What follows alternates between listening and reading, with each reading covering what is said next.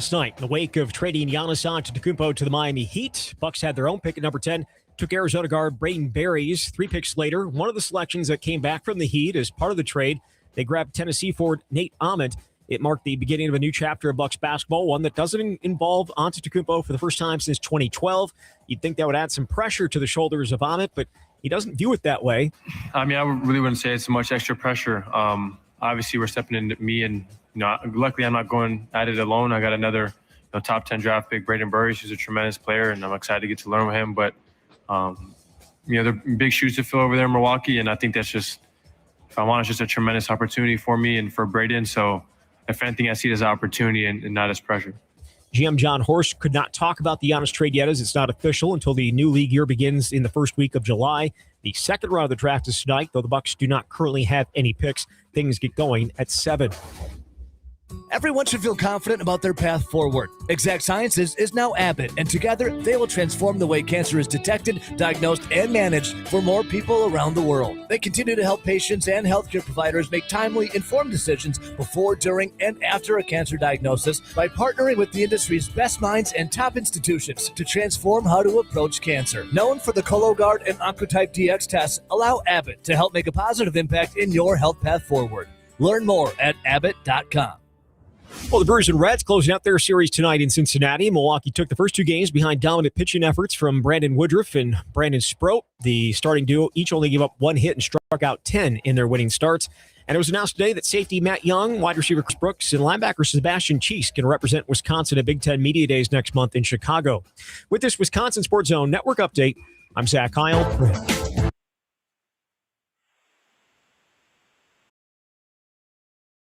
Honestly, my favorite thing throughout the whole tonight is no walks. That's my main takeaway from tonight. Super pleased with that. But yeah, I mean, all around, really, another good game. Their side, our side. We were able to string some good ABs together. Scratching a claw for some runs. I mean, JB's triple there was huge. Dominant. It was great. Best outing of the year, best stuff of the year. Gary did a tremendous job with him. Yeah, and he could have kept going. His calf tightened up in the 5th. This is where Wisconsin gathers to talk sports. Packers, Brewers, Badgers, Bucks. The Wisco Sports Show is on the air. Now, here's your host, Grant Bills. Brandon Sproat last night assessing his start. Pat Murphy talking about his start. Best start of the year, best stuff of the year. Tan everywhere. Jan everywhere. I want to start with the Brewers tonight. We've just done so much Bucks talk the last 2 days. The Bucks probably are the number 1 item tonight between the draft last night and a really expansive look at the last 3 or 4 years of Bucks basketball from Jim Owczarski, the Journal-Sentinel. Big story. I know a lot of you have probably read it or seen excerpts or heard others talk about it today. We'll get to that. We got a full 2 hours, so we got plenty of time. But we've just talked so much Bucks the last 2 days that a little palate cleanser to begin the show, and a worthwhile palate cleanser. Brandon Sproat was great last night. That's a big development for the Brewers if that can continue.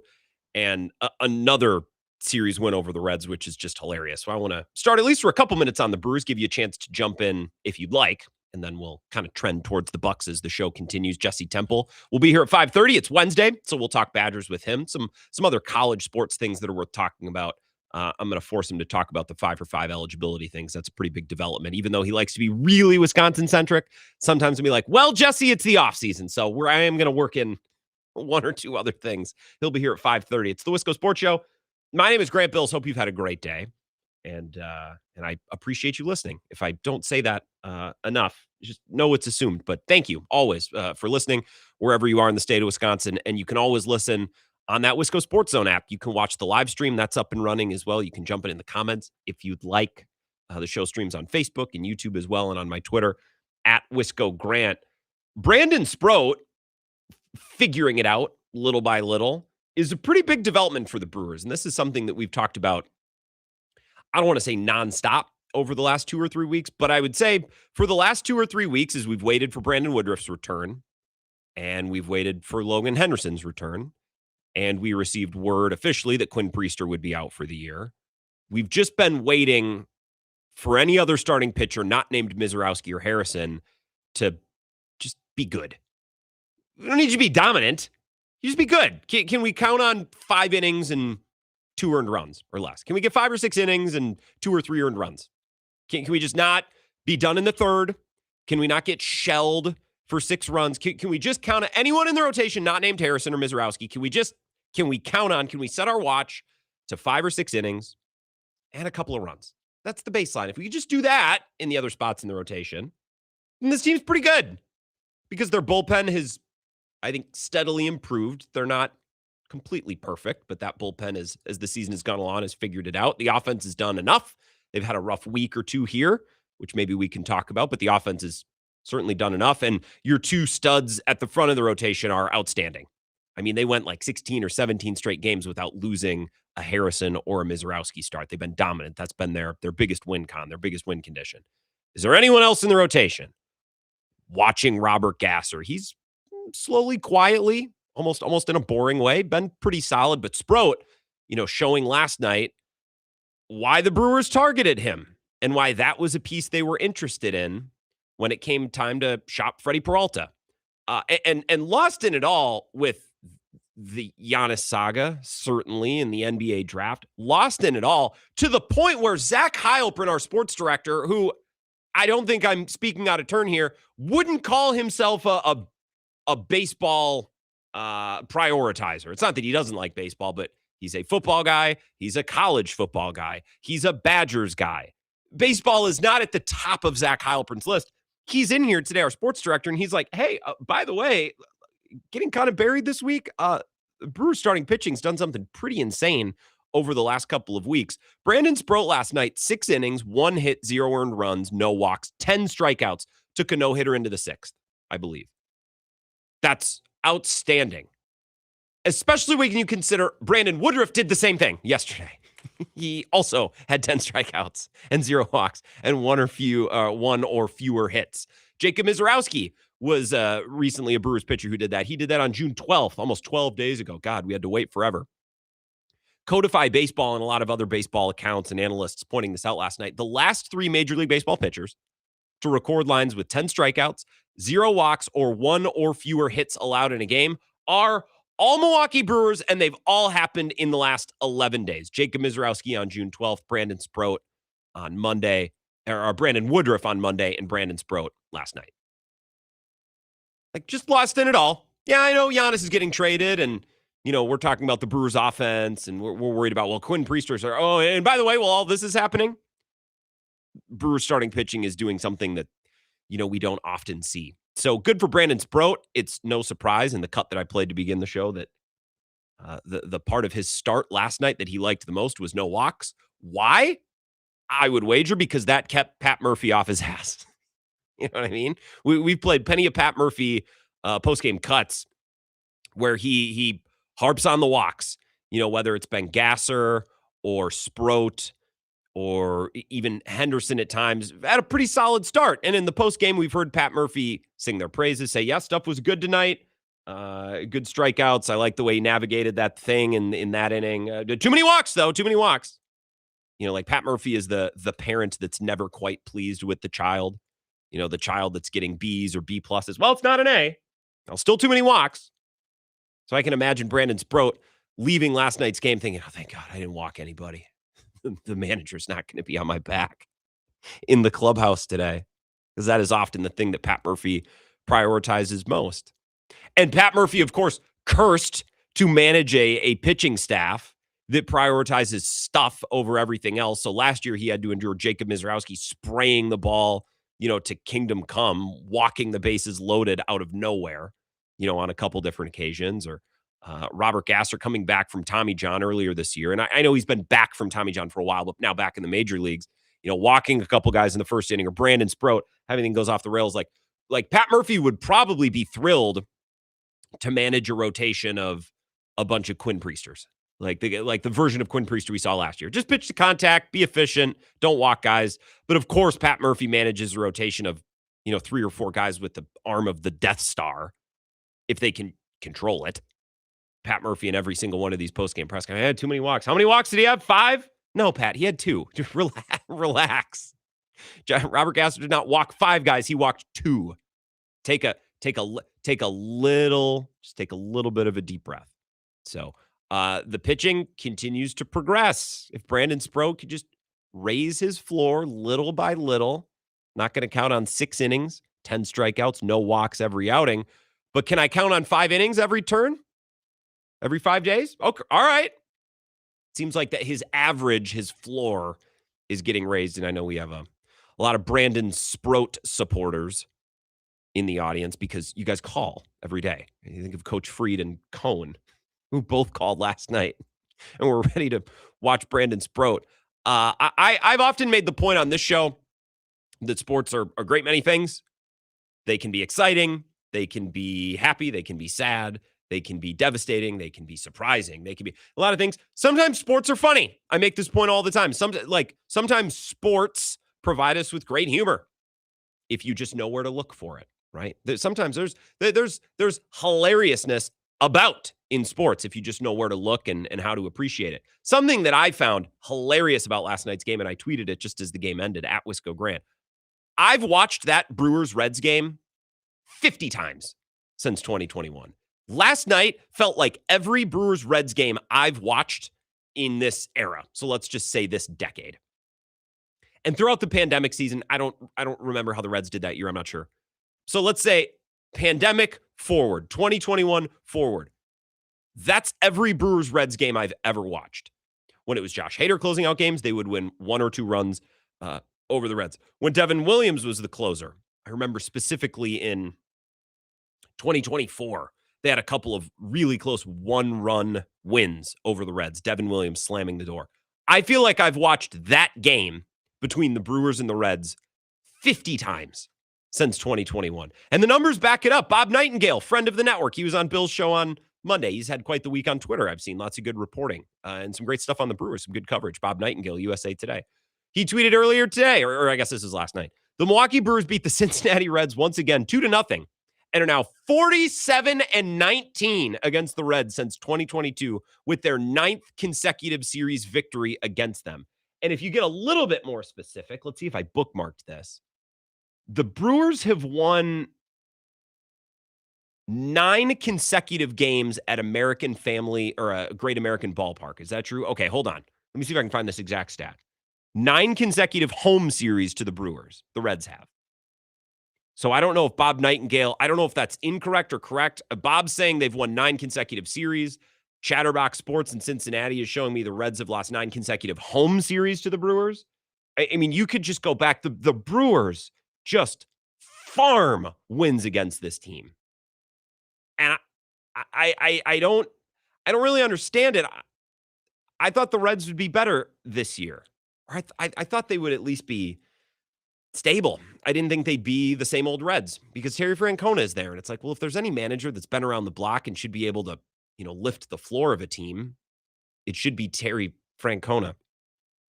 But I guess not, because wouldn't you know it, folks? And I said this opening day. I said this opening week. And it's continued to be the case. Wouldn't you know it? In the Central, the Brewers look like the Brewers. The Reds look like the Reds. The Pirates look like the Pirates. And the Cubs look like the Cubs. Now, the Cardinals have been the surprise. We'll see where they are in a month. But I feel, I don't know, I feel a little dirty continuing to say things like, well, the Cardinals will fall off. Well, the Cardinals aren't here to stay. Well, I don't know, they keep winning. So maybe, I don't know, maybe they are. At a certain point, you got to give a team credit for winning, even if you didn't think they'd be winning. But the Brewers feel like the Brewers. The Reds feel like the Reds. The Cubs feel like the Cubs, which, by the way, Edward Cabrera got hurt last night. He's going to go back on the IL. That looked like a nasty groin, adductor, hamstring thing.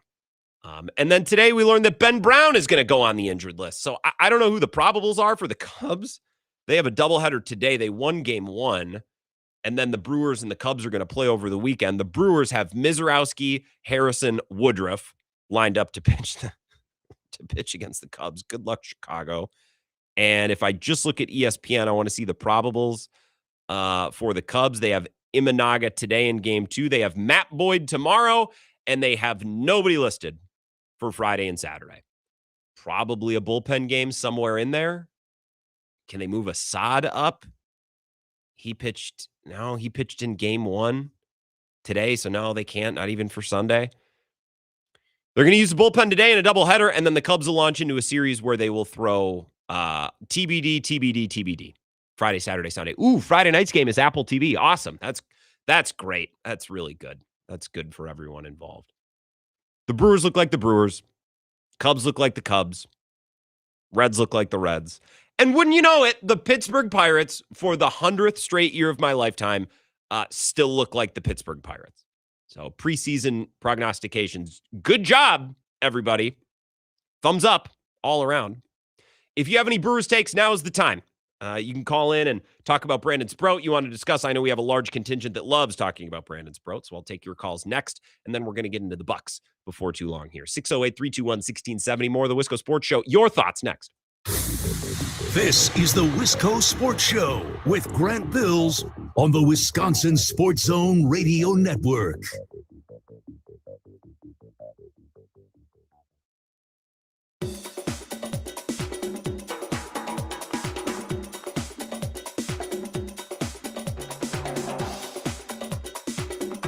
The Wisco Sports Show will resume in 3 minutes.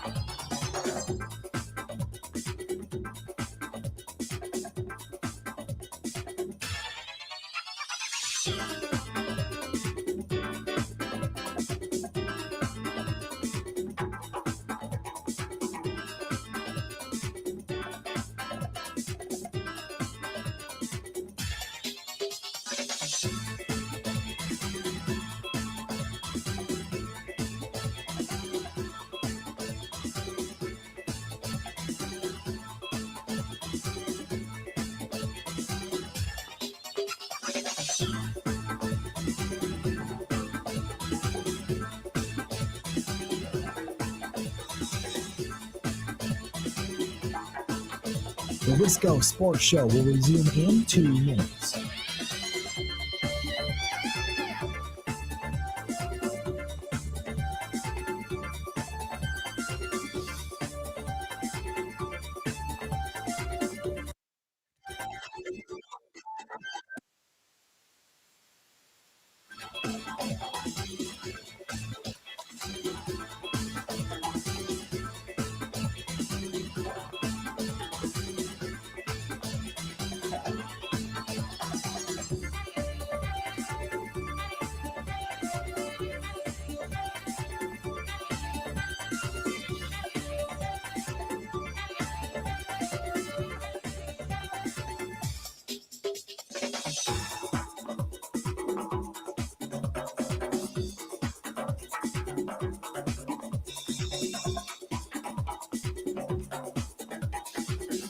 The Wisco Sports Show will resume in 1 minute.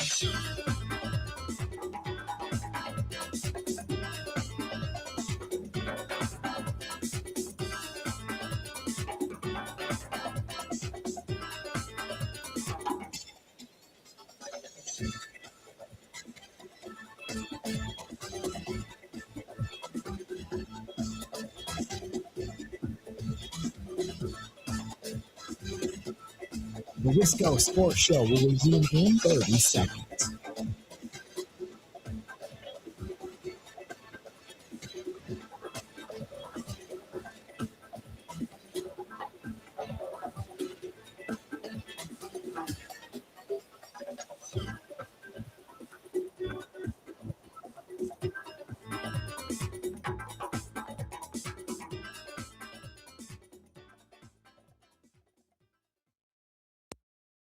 No, I mean, I think the stuff definitely came down a little bit. His heater velocity came down a little. But, I mean, he was 99 early and he was 95 late. But still was effective. Sweeper was better. Cutter was good. Two-seam and four-seam, both good. He threw some great two-seamers. Yeah, I mean, his stuff came down, but still at 80 pitches, he was still going strong. And this is his best performance. So that's 2 in a row. Pat Murphy, more on Brandon Sproat last night. I guess he was dealing with his calf tightened up on him. maybe the pants are too tight, man. I don't know. Got to figure out a way to keep this guy from tightening up or cramping up, but I'll take it. 6 innings, 10 strikeouts, 1 hit, no walks. That's the key for Brandon Sproat. And I know we have a big Brandon Sproat contingent in the audience, so I'll take some Brewers phone calls here, and then we'll get into the Bucks at 4:30, whether it's the draft last night or Jim Owczarski basically giving us the entire 3-year history of what was going on as this thing just continued to trend down to the point where Giannis was traded earlier this week. But your calls first in the meantime. 608-321-1670. Wisco Sports Show. Who's this? Oh, I love that I get the bat lead off after a Brandon Sproat goat gem, Grant. Gem. As Ebo said this morning, we were all scratching our scrotums last night watching that victory. Yeah, groined up is all I can say. I mean, he looked great, and people can say they played the Reds, who are just abysmal, but he can't control that. He's just out there shoving. Can't control the opponent. He was very impressive last night. And the nice thing is, Colin, they don't need him to be that good every 5 days. They just need him to not suck, and this team's going to win games. I think, honestly, Brandon Woodruff coming back has put a lot of pressure on these other pitchers because, like, okay, daddy's home. Like, we're going to be fighting for a spot in this rotation. Let's put out our best stuff. So the Brandon Sproat or the Brandon Woodruff off the IL has really, I think, elevated Sproat and some of these other guys. Well, and Brandon Sproat said last night the game plan was to go out and the quote, Sophia Menacharing, go do what Woo did.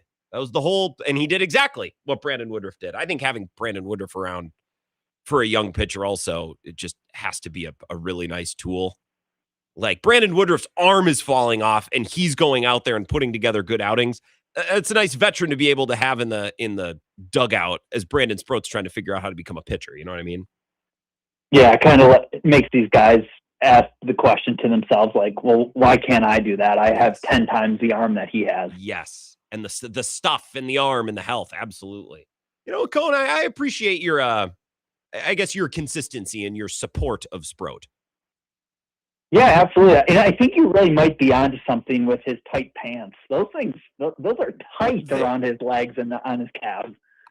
I don't mind tight pants. They look sharp. I don't like the big baggy pants like Uribe and his long legs. Those look a little too baggy. Like, I don't know. Look into the pants, drink some water. You got to find a way to keep these guys from cramping up. Yeah, but I think that the pants help attribute to his look. He's just got some aura. Like, he looks like a baseball pitcher from, like, the 1950s, you know, that just has insane numbers. So. Looks like the two-fisted slopper. I'm unfamiliar. Oh, Google the two-fisted slopper. Anything else, Cone? Jim O's piece on the Bucks, just a total organizational collapse. I've seen a lot of people scared to put any blame on Giannis because he's their little darling boy that they've slobbered over the last 13 years. But let's be real, Giannis, if we're doing a blame pie, Giannis deserves north of 50% of the blame, in my opinion, after reading that piece. So I don't think you're wrong, Cone. I'm not looking to appreciate the call. I'm not looking to just slam Giannis to, here's the thing. I think Giannis deserves a lot of criticism. And I think Doc deserves a lot of criticism. I think everybody does. I think some people are beating up Giannis to make themselves feel better as Bucks fans. I'm not going to do that. And I don't think that's what you're doing, Cone. But I think there's a lot of criticism to be levied. Probably first and foremost against Giannis and others. Maybe we'll do a little bit of a blame pie. We'll get into the Bucks and what's gone wrong in the next segment. Let's take some more calls here. 608-321-1670. Wisco Sports Show. Who's this? Happy Wednesday, my friend. Is this you, Denny and Holman? It is, sir. How are you? I'm doing good. Happy Wednesday. What's up? So I got a question for you. I know that with the Giannis thing going down and stuff like that, I really don't think we're going to know as Buck fans until after like a half season next year if he continually keeps getting hurt the way he was in Milwaukee. Sure. If it was a good trade or bad trade, you know. I didn't like it that they're shopping Hero already. I'd like to see Hero play in a Bucks uniform. I'm warming to the idea. The only problem with that, Denny, is if they let him play this year, he's set to be a free agent. And then you either need to extend him. And I don't know that I want the Bucks to extend Tyler Hero Like Austin Reeves just got a big deal. He'd probably get some money similar to that. I would love Tyler Hero for one more year. I think that would be very helpful. But I don't want to lose him for nothing as a free agent, and I don't know that they should re-sign him. So that's my hang up on Hero. Right. I agree with you 100%.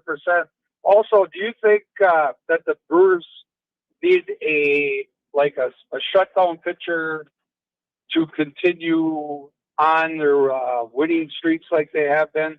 Because there's been a few games at the end where we could have had them. We didn't have that shutdown pitcher, and it's like, I just wanted to see what you felt about it, or I heard going about it.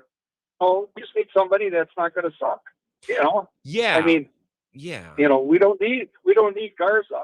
You know what I'm saying? We just need somebody that's not going to suck. That's such a funny name. So for starters, Denny, I think they just need solid guys behind Mizorowski and Harrison, and anything else on top of that is cake. Right now, the back end of the bullpen, McGill looks great. Ashby is Ashby. I sometimes worry about him in huge spots or with runners on. Uribe, I'm still not sure. Last night was a nice little step, I suppose. I'd still like him to strike out more guys. I think they need bats. I think that's where they lack. Did you see the other night they pitched McGill before? Yes. They pitched. I thought, what the hell's up with that? I wouldn't have done that. It's easy to say after the fact. I thought Murph got a little cute and probably playing matchups, righty lefty. But I think McGill is now back in the spot where I just want him in the ninth as a closer regardless. Last but not least, I know you're on the same page with me. The Packers could suck this year too. But my question to you is, I'm so tired of the A1 stuff. Oh yeah, we signed Camaro. Oh yeah, we signed besides Camaro, we signed the Clowney. Or, oh no, we got Josh Sweat, and it's like, realistically, do you feel at all that we are going to do anything at all in free agency to improve the team before the year starts? I mean, they could make a trade for Sweat. Free agency's kind of past, Denny. I appreciate it. They added Hargrave, which is a nice piece, and the linebacker. I don't know who you mean. Who's Camaro? I don't know who you're talking about. They could swing a trade. I think the most likely scenario is that they trade for another lineman, or if something happens with Josh Jacobs, they trade for running back. Other than that, no, I think they're probably set. I'm not worried that the Packers are going to suck. They shouldn't suck. They have enough good players. They have a coach and a quarterback. There's no way they suck. I just don't know if they're going to be as good as they need to be to win the division, which to me is the measure of success for this team. They haven't done it since 2021. To go back to your Brewers point, no, I don't think they need another shutdown arm. I think they're a bat or two away from being a bat away on offense. Their offense had a really bad week, and hopefully they get it going just in time to play the Cubs this weekend. Their offense has been bad, but that hasn't stopped them from beating the Reds 2 out of 3 times so far, so I guess I shouldn't complain, but sometimes I still do, like Joe Walsh. Wisco Sports Show. Who's this? Well. The man didn't start the show with Giannis. Rico. Well, we talked about Giannis and the Bucks for like 2 full hours the last 2 days. It's the number one story today, but I needed a palate cleanser to begin tonight. Well, thankful, because I thought you were going to talk about this for 2 weeks and just complain. No. Have I been complaining the last 2 nights? I don't think I've been complaining about Giannis and the Bucks. I'm complaining about the Brewers. Yeah, well, that's a given. Yeah, thank you. I take that as a compliment. No, look, what we're going to talk about as the show continues, Rico. What was going on behind the scenes, missteps that all the parties have made, and we'll levy criticism because that's what the show is for. But I'm not going to just complain and whine. What's the point in that? You don't have to talk to me about the Bucks. I could care less. I've told you that That's before. why we started with the Brewers. Yeah, Rico. Correct. But, and yet again, you're one of your other listeners that has protected Sproat or stood up for Sproat. Yeah. I thought he had a fantastic game. And when I saw the line score, I thought, I have to call Grant about this. What are you joining the team Sproat? We got a couple. Cone Roller, Coach Freed. We got a big crowd for Brandon Sproat. I've given you grief twice about the man. How much grief you've given the man. Well, he's been mostly a disaster, Rico. What do you want me to do? Do you want the stuff has always been there. You can see it. But when he's struggling on a start in, start out basis to get through 3 or 4 innings, like what am I supposed to do? What am I supposed to do? Just say, just wait, just be patient. Like, yeah, you can wait, but he can't go out there and light a game on fire and, well, he's got good stuff. We'll see. Check back in July. We can't do that. You're not on the field. Jesus. You didn't even play baseball. You didn't So? even play baseball. You sound like you're his manager. So what? My God. Like, oh, my Brewers. Oh, no, they're not your Brewers. You're watching the Brewers. You're talking about them, but they're not yours. Just like the Packers, you are not an owner of the Green Bay Packers. Yes, I am. They are my Packers. I'm an owner. I have the documentation to prove it. By the way, one more thing, Father Grant. Please. 107 beads for a rosary, 107 stitches in a baseball. Is that true? That is true. Faith, young man. Faith. Just enjoy baseball, will you? No, Quit complaining about it. No, Rico. Rico, I love this call. Thank you. Please call more often. No, I'm not there to enjoy. No, there will be no enjoying. It's baseball. We will complain. That's what we will do. I am enjoying it. I did a full segment to begin the show about how Sproat's been great and how they beat the Cincinnati Reds like a snare drum. What did Bob Nightingale USA today? What did he tweet? They're 47-19 against the Reds since 2022. I've watched the game I watched last night 50 times in the last 4 years. It might as well have been a replay, which is, by the way, what they do on Brewers TV is as soon as the postgame stops, they just loop it back. They just start running. They just run it back. We're gonna play it again. Thank you, Rico. Truly, it was great to hear from you. That was fun. You're not on the field. Well, okay. You want me to wrap up the show?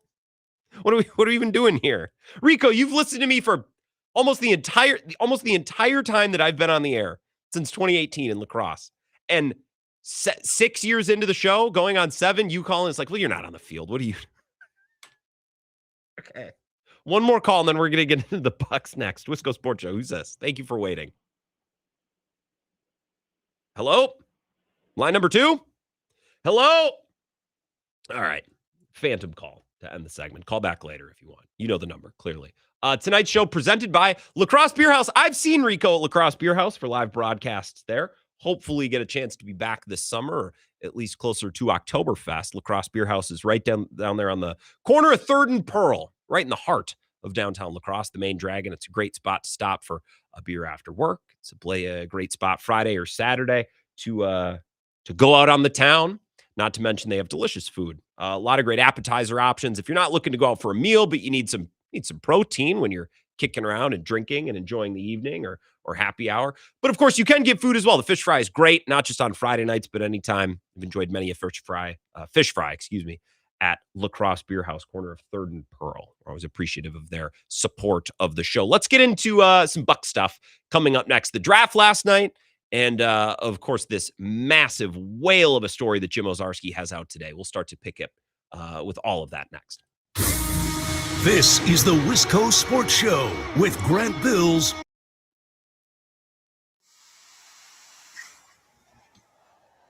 Shopping for new windows and doors shouldn't feel like a negotiation. Pella Windows and Doors of Wisconsin doesn't believe in games. They never inflate pricing, and there's no high-pressure sales pitch. Just premium windows and doors built for long-term comfort, beauty, and peace of mind.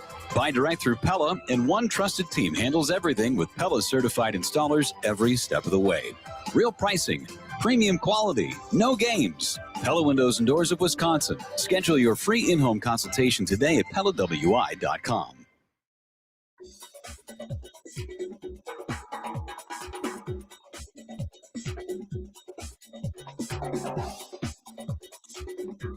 The Wisco Sports Show will resume in 5 minutes.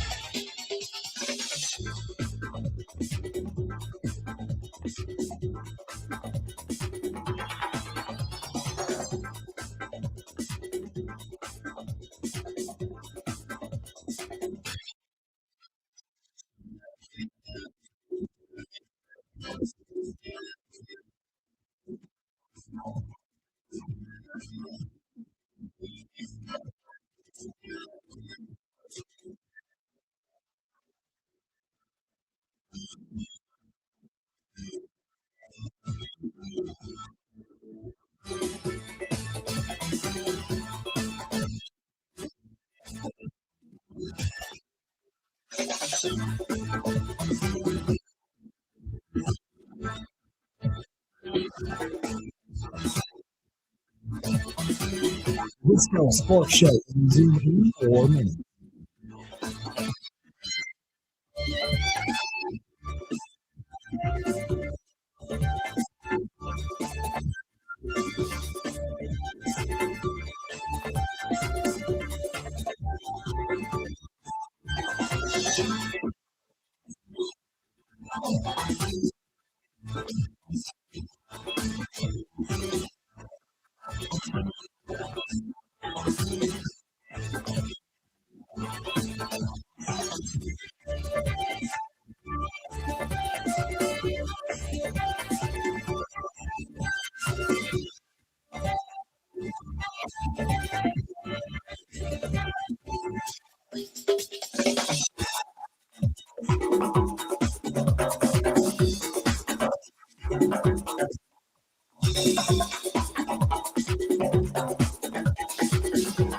The Wisco Sports Show will resume in 3 minutes.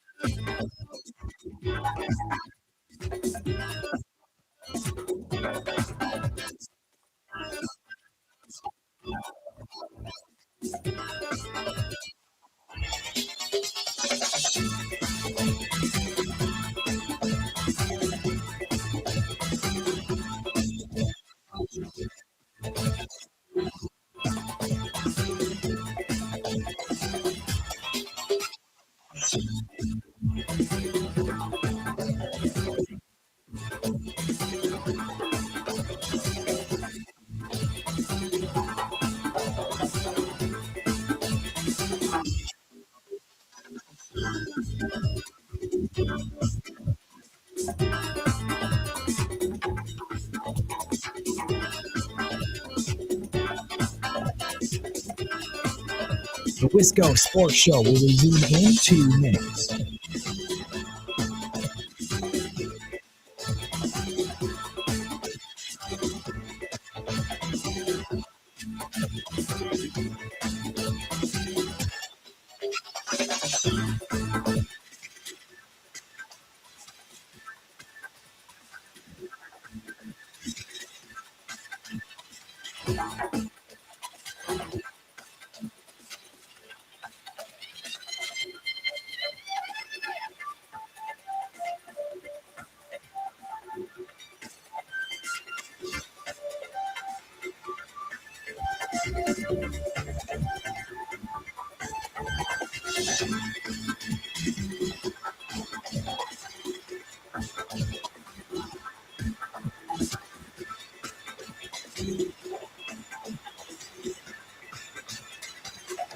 The Wisco Sports Show will resume in 1 minute.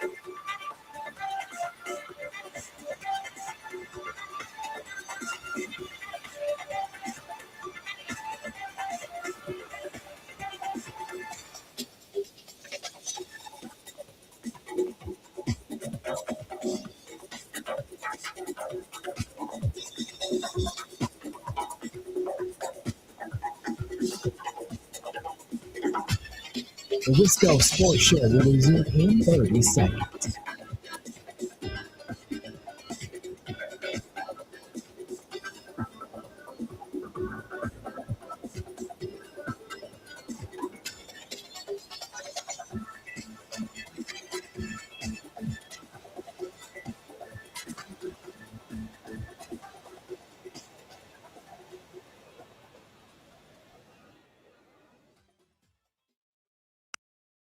Because you don't really need to tell yourself a story to think that this is going to be a transformative draft for many of these teams that picked early last night. The Washington Wizards selected A.J. DeBonsa from BYU first overall. I will acknowledge that anyone could bust. Even like the biggest lock player of all time doesn't have to be good in any sport. Do you think A.J. DeBonsa is going to be bad? Did you watch him at BYU? He's a freak, a scoring freak, an absolute machine, and a killer. He's going to be great. I don't know if he's going to be great game one, year one, but how is he not going to be good? I don't know if he's going to be Kobe Bryant or Michael Jordan. Probably not. But I mean, he's not going to be really good. Really? Nick Costos, I always like his rants. That's about a minute of a segment that he did earlier today about how this draft, transformational, this NBA draft. There's going to be so many great players. This is going to define the league for a while, which feels a little bit like hyperbole, but the takeaway from all the basketball experts and the scouts has been pretty standard. This is a really good draft. There should be lots of good players in there. And the Bucks taking Burries at 10, Ahmet at 13, which is a pick that Bucks fans, especially the ones I see on the internet, have hated for weeks. Hate that. I don't want Ahmet. It's like, okay, well, I'm not telling you that I want Ahmet. I just, are we all, is everyone a scout? And we all decided that this guy sucks? Seems that the breakdown on him is very low floor, very high ceiling. Reading his profile, that doesn't seem, he seems like a guy who should probably be a nice role player at the very least. I don't know if I see the ceiling, but I don't see the bust potential that a lot of other people do. But then again, what do I know? I'm a scout. Although I watch the same college games and read the same stuff that all you do. So does my opinion mean any more or less? No, I just have a microphone. 608-321-1670. A couple calls here. We're going to get into the Jim Owczarski story, the Bucks expose at 5. We'll do it cleanly to begin hour number 2. So if you have anything to add on our previous Brewers discussion or anything on the Bucks, please. Line number 2, Wisco Sports Show. Who's that? Grant, it's Ed. Ed, hey, you don't need to yell. I can hear you good. Sorry. No, I'm sorry, bro. No, you're good. I just got a new phone. And I think the you didn't trust settings are a little. No. You didn't. You weren't sure if you should trust it. It sounds great. It's nice to hear from you, Ed. What's up? Well, I just want a quick Brewer take, and then I want to go to my Bucks. What we've had ad nauseum talk for the last 6 months. The Giannis watch. Okay, Brewers. I want to bet. I'm tired of watching the last 4 or 5 games. Well, I know they had maybe one good game when they were on the road where they put up some double-digit numbers, few crooked innings here and there. But, man, these last couple games against the Reds, the bats have gone to sleep. And leaving bases loaded every so often for guys on second and third, too much. They're not getting clutch hitting. Yes. So that's my big thought for the Brewers. Okay. Probably get in line with everybody else.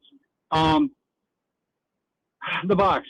Giannis. Father Time is catching up to him, and I've been saying this for the last 2 seasons. We got to get younger. We got to get smarter. Get a better coach. It's all coming into place. If I was a GM, this is what I want. Now, do we have a good GM or owner? I don't know. That's to be said for another date. But I love the coach. I think he's going to be bring back something that we've all been wanting. Defense. Yeah. Budenholzer. What did we do? Defense. Mm-hmm. So I heard Unit's take the other day about if Budenholzer could have come back and, run it back with him, we probably might have had it. But then Unit goes, all those injuries. Again, Father Time catching up to Middleton, Giannis, on and on and on. So there's my take. I'm going to let you go and let you get on to the next. So appreciate it, Ed. Nice to hear from you. Thanks for listening to Madison. You're right about the clutch hitting. We talked about it last night. That's going to have to turn around, or they're going to have to start hitting more homers. One of the two, right?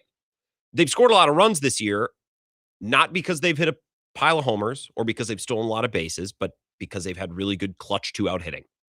That's going to have to come back, or they're going to have to start hitting more home runs, or we're going to see nights like we've seen the last 2 nights. Murph said after the game last night, too, something about the lighting in Great American Ballpark for the first couple innings especially has made it really difficult on both teams, which should track because every pitcher so far in the series, starting pitcher, is absolutely shoved. So the Brewers have created more opportunities. They didn't cash in on them, especially in the first game of the series. But you are correct, Ed. This is a team that needs to get clutch hits with runners in scoring position, or they need to smack more homers. One of the two. I think they have a limit on how many homers they can hit, but I also think there's a natural limit on how good any particular team can be with runners in scoring position. You're right. And on the Bucks, I co-sign everything that you said, and we'll discuss John Horst. I think this offseason and this draft is going to be a great test of John Horst. He was a great general manager when it came to getting Giannis to extend and stay here, and he did win a title. The assignment has now changed for him. Now we're collecting young players. We're identifying talent. We are building a program. I don't know if he's good at that because that hasn't been his job. His job has been swing trades that keep Giannis here and get him to extend, and he was very good at that.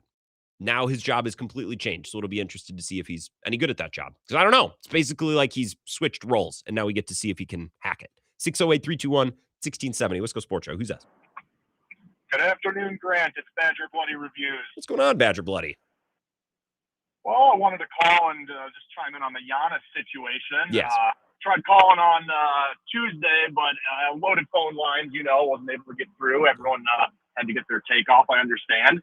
I was sitting on my couch on Monday night watching a little World Cup, scrolling Twitter, saw the Giannis news break.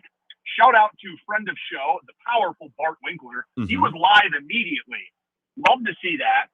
He said something that I thought was, I kind of agreed with. Crazy that there weren't more folks going live, especially like larger, more national kind of media places.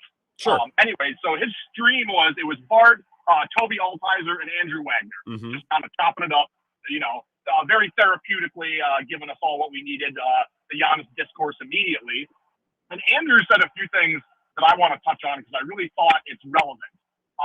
First of all, whenever Giannis was injured, tickets were not selling. There was no draw for people to want to go see the Bucks. So now that Giannis is gone, if the Bucks are not able to put a halfway decent product on the court, I think that is going to, one, economically affect the Deer District and the surrounding businesses, but two, it's going to directly affect just the Bucks organization in general if they're not able to keep making money. Now, Wes Edens and Jimmy Haslam are currently the owners of the Bucks. Governors. Wes Edens, sure. Yep. Oh, my bad. I'm sorry. The governors of the Bucks. Wes Edens is a businessman. He is not going to sit around and hemorrhage money if things are not, profitable longer term. What do we know about Jimmy Haslam? This guy's stench affects everything he touches. He's not exactly known for, let's just say, running smart and successful organizations. The concern longer term is if the Bucks are not able to, rebuild and put a good and semi-competitive, or at least interesting and fun to watch product on the floor, it's not out of the realm of possibility that Edens ends up selling his stake or basically pulls out of Bucks ownership. And then that is going to leave us left with Jimmy Haslam as sole owner of the Bucks. And God help us all if that happens. Because we as Wisconsinites have not ever had to deal with bad owners. This is something else Andrew said. Very true. We've had the Packers, who are owned, by you and the rest of the members, residents of this proud state. Brewers ownership, it was Bud before it was Mark. And while annoying, neither of those guys have been particularly detrimental to the success of the team. Obviously, we wish they could do better, and we complain as we always do. Mm-hmm. But, these guys aren't, running the franchises into the ground. I am concerned, and I think a lot of other people should be, what the Bucks are going to look like if they're not good over the next 3 to 5 years. Sure. What a Jimmy Haslam-owned team is going to look like. Sure. I'm not going to.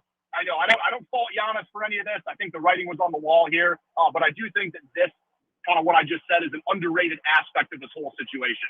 That's all I got. I'm going to hang up and listen. That was well presented, Badger Bloody. I appreciate it. I think that's I think the general interest from sports fans around Wisconsin is of immediate concern now that Giannis is gone. How many tickets can you sell? What's the jersey patch sponsorship worth? They don't have one of those yet. What kind of jerseys are you selling in the team store? All that kind of stuff. I am not, and I was watching Bart's live stream. I watched it the day after, but whatever. When I was thinking about, Edens and Haslam, it's like, I can't think about this right now. We're talking about years down the road. You know what I mean? So I guess we'll burn that bridge when we get to it. I think these businessmen buy sports teams knowing that at any point they can sell it and make a boatload of money. The Bucks, whether or not they win or not, it's not an asset that's going to depreciate. The cash in, cash out year by year, that might be affected. Gate money at the ticket window and merch. But it's not like Edens at any point says, well, if I don't sell now, I'm going to lose money. They're making money at any point when they sell. That's how these sports teams work. So I guess it's more about the type of business that Edens wants to do. I'm with Mad Max on the live stream. I'm fine with cheap tickets. I've been able to go to Fiserv Forum without it costing an arm and a leg, even to sit in the second level for a long time. So I'm fine with that. Just give me a team of young, exciting players that I can at least somewhat be interested in and think, all right, maybe this could be something. For now, that's great. That's not going to work for 10 years, but for a year or two, I can get into that. Readjust my expectations, lower my expectations, and I can go enjoy a basketball game. We got time for one more call here, and then we got to go to break. Wisco Sports Show. Who's that? Hey, Grant, it's the old Clemhead. How you doing? I'm doing good, Clemhead. Thanks for waiting. What's up? Yeah, well, you're worth waiting for, Grant. I don't know. Everything I know about the NBA, I learned from you and Bill. I don't know much. All I do know is that you're very wise. Yeah, what's that? I said you must be very wise then if you get everything you know from us. Jeez. I used to, true. I used to follow the Bucks really big in the 70s and 80s, but all I know is that Giannis is a very big man. I mean, he carries a lot of muscle, he carries a lot of weight on the frame, and he's had nothing but lower body issues for the last few years. And I think the Bucks' timing was perfect getting rid of him. So that's all I know about basketball. As far as the Brewers go, they're in a little bit of a hitting slump right now, but I still think they're like up in the top three, hitting with runners in scoring position, hitting or scoring runs with 2 outs. I think I don't think the bats are that bad, and I think that the pitching is becoming great. I think they're in pretty good shape right now. I mean, if they got another bat, that'd be a bonus. I just hope they don't give away one of our young arms or a really hot prospect to get a rental bat. I think the Brewers are sitting pretty darn good. How far are they in first place right now? 6 games, something like that. Yeah, it's a pretty nice number. Let's not panic and start saying that we need to gut the lineup. I think they're doing just great, and because I'm always optimistic and I don't take my sports so seriously that it affects me. So you are wise. Like I said, you're better than us. I got to run to get to a break, Clemhead. I appreciate it. Thanks, Grant. Yeah, on the hitting with 2 outs from runners in scoring position, they probably still are near the top of the league because they were so good to start the year. So that number is going to hold steady. I don't know what they've been in the last week or two.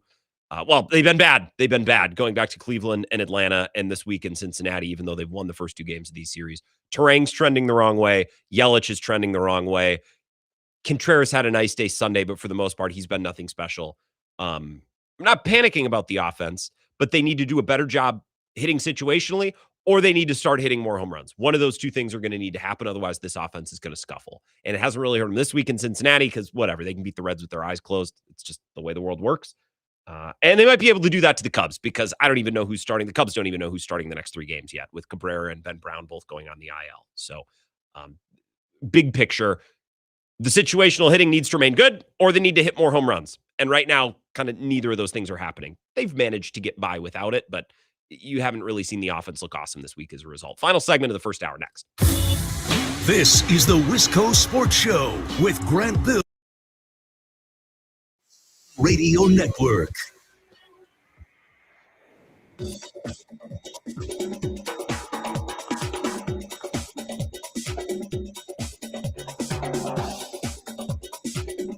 The Wisco Sports Show will resume in 3 minutes.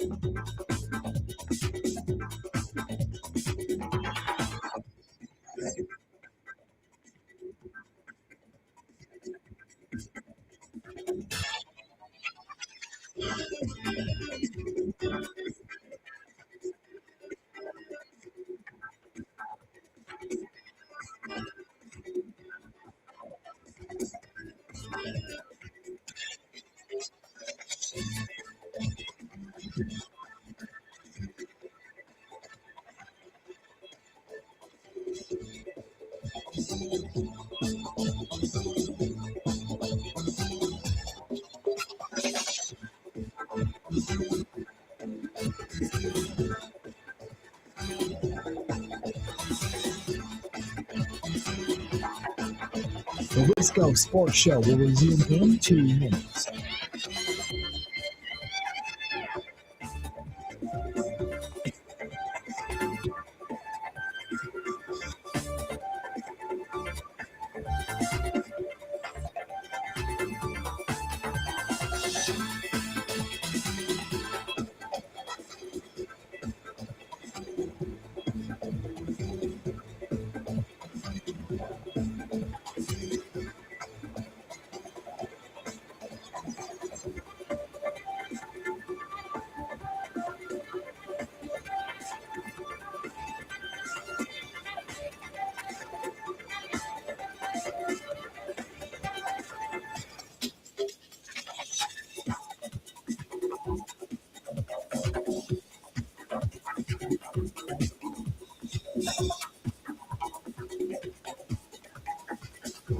Wisco Sports Show will resume in 1 minute.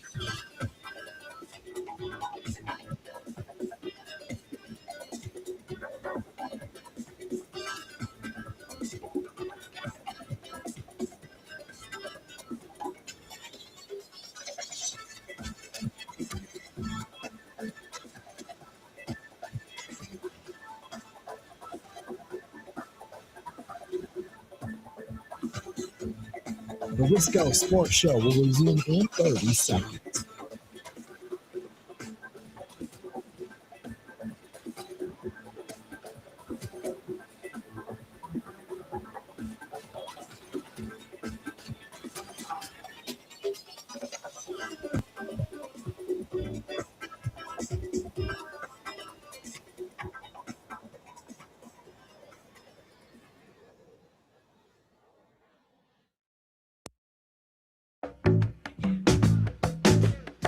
Final segment, the first hour, the Wisco Sports Show. We got one caller that held over here, so I want to get to them before we go to break. And then at 5 o'clock, we'll shut the phone down for a little bit. I want to get into this Jim Owczarski story. It's huge. We can't cover the whole thing, but there's one particular section that jumped out to me, and I think it's the driving force of everything that went wrong with the Bucks. So we'll get to that next. One more call in the meantime. Wisco Sports Show. Who's this?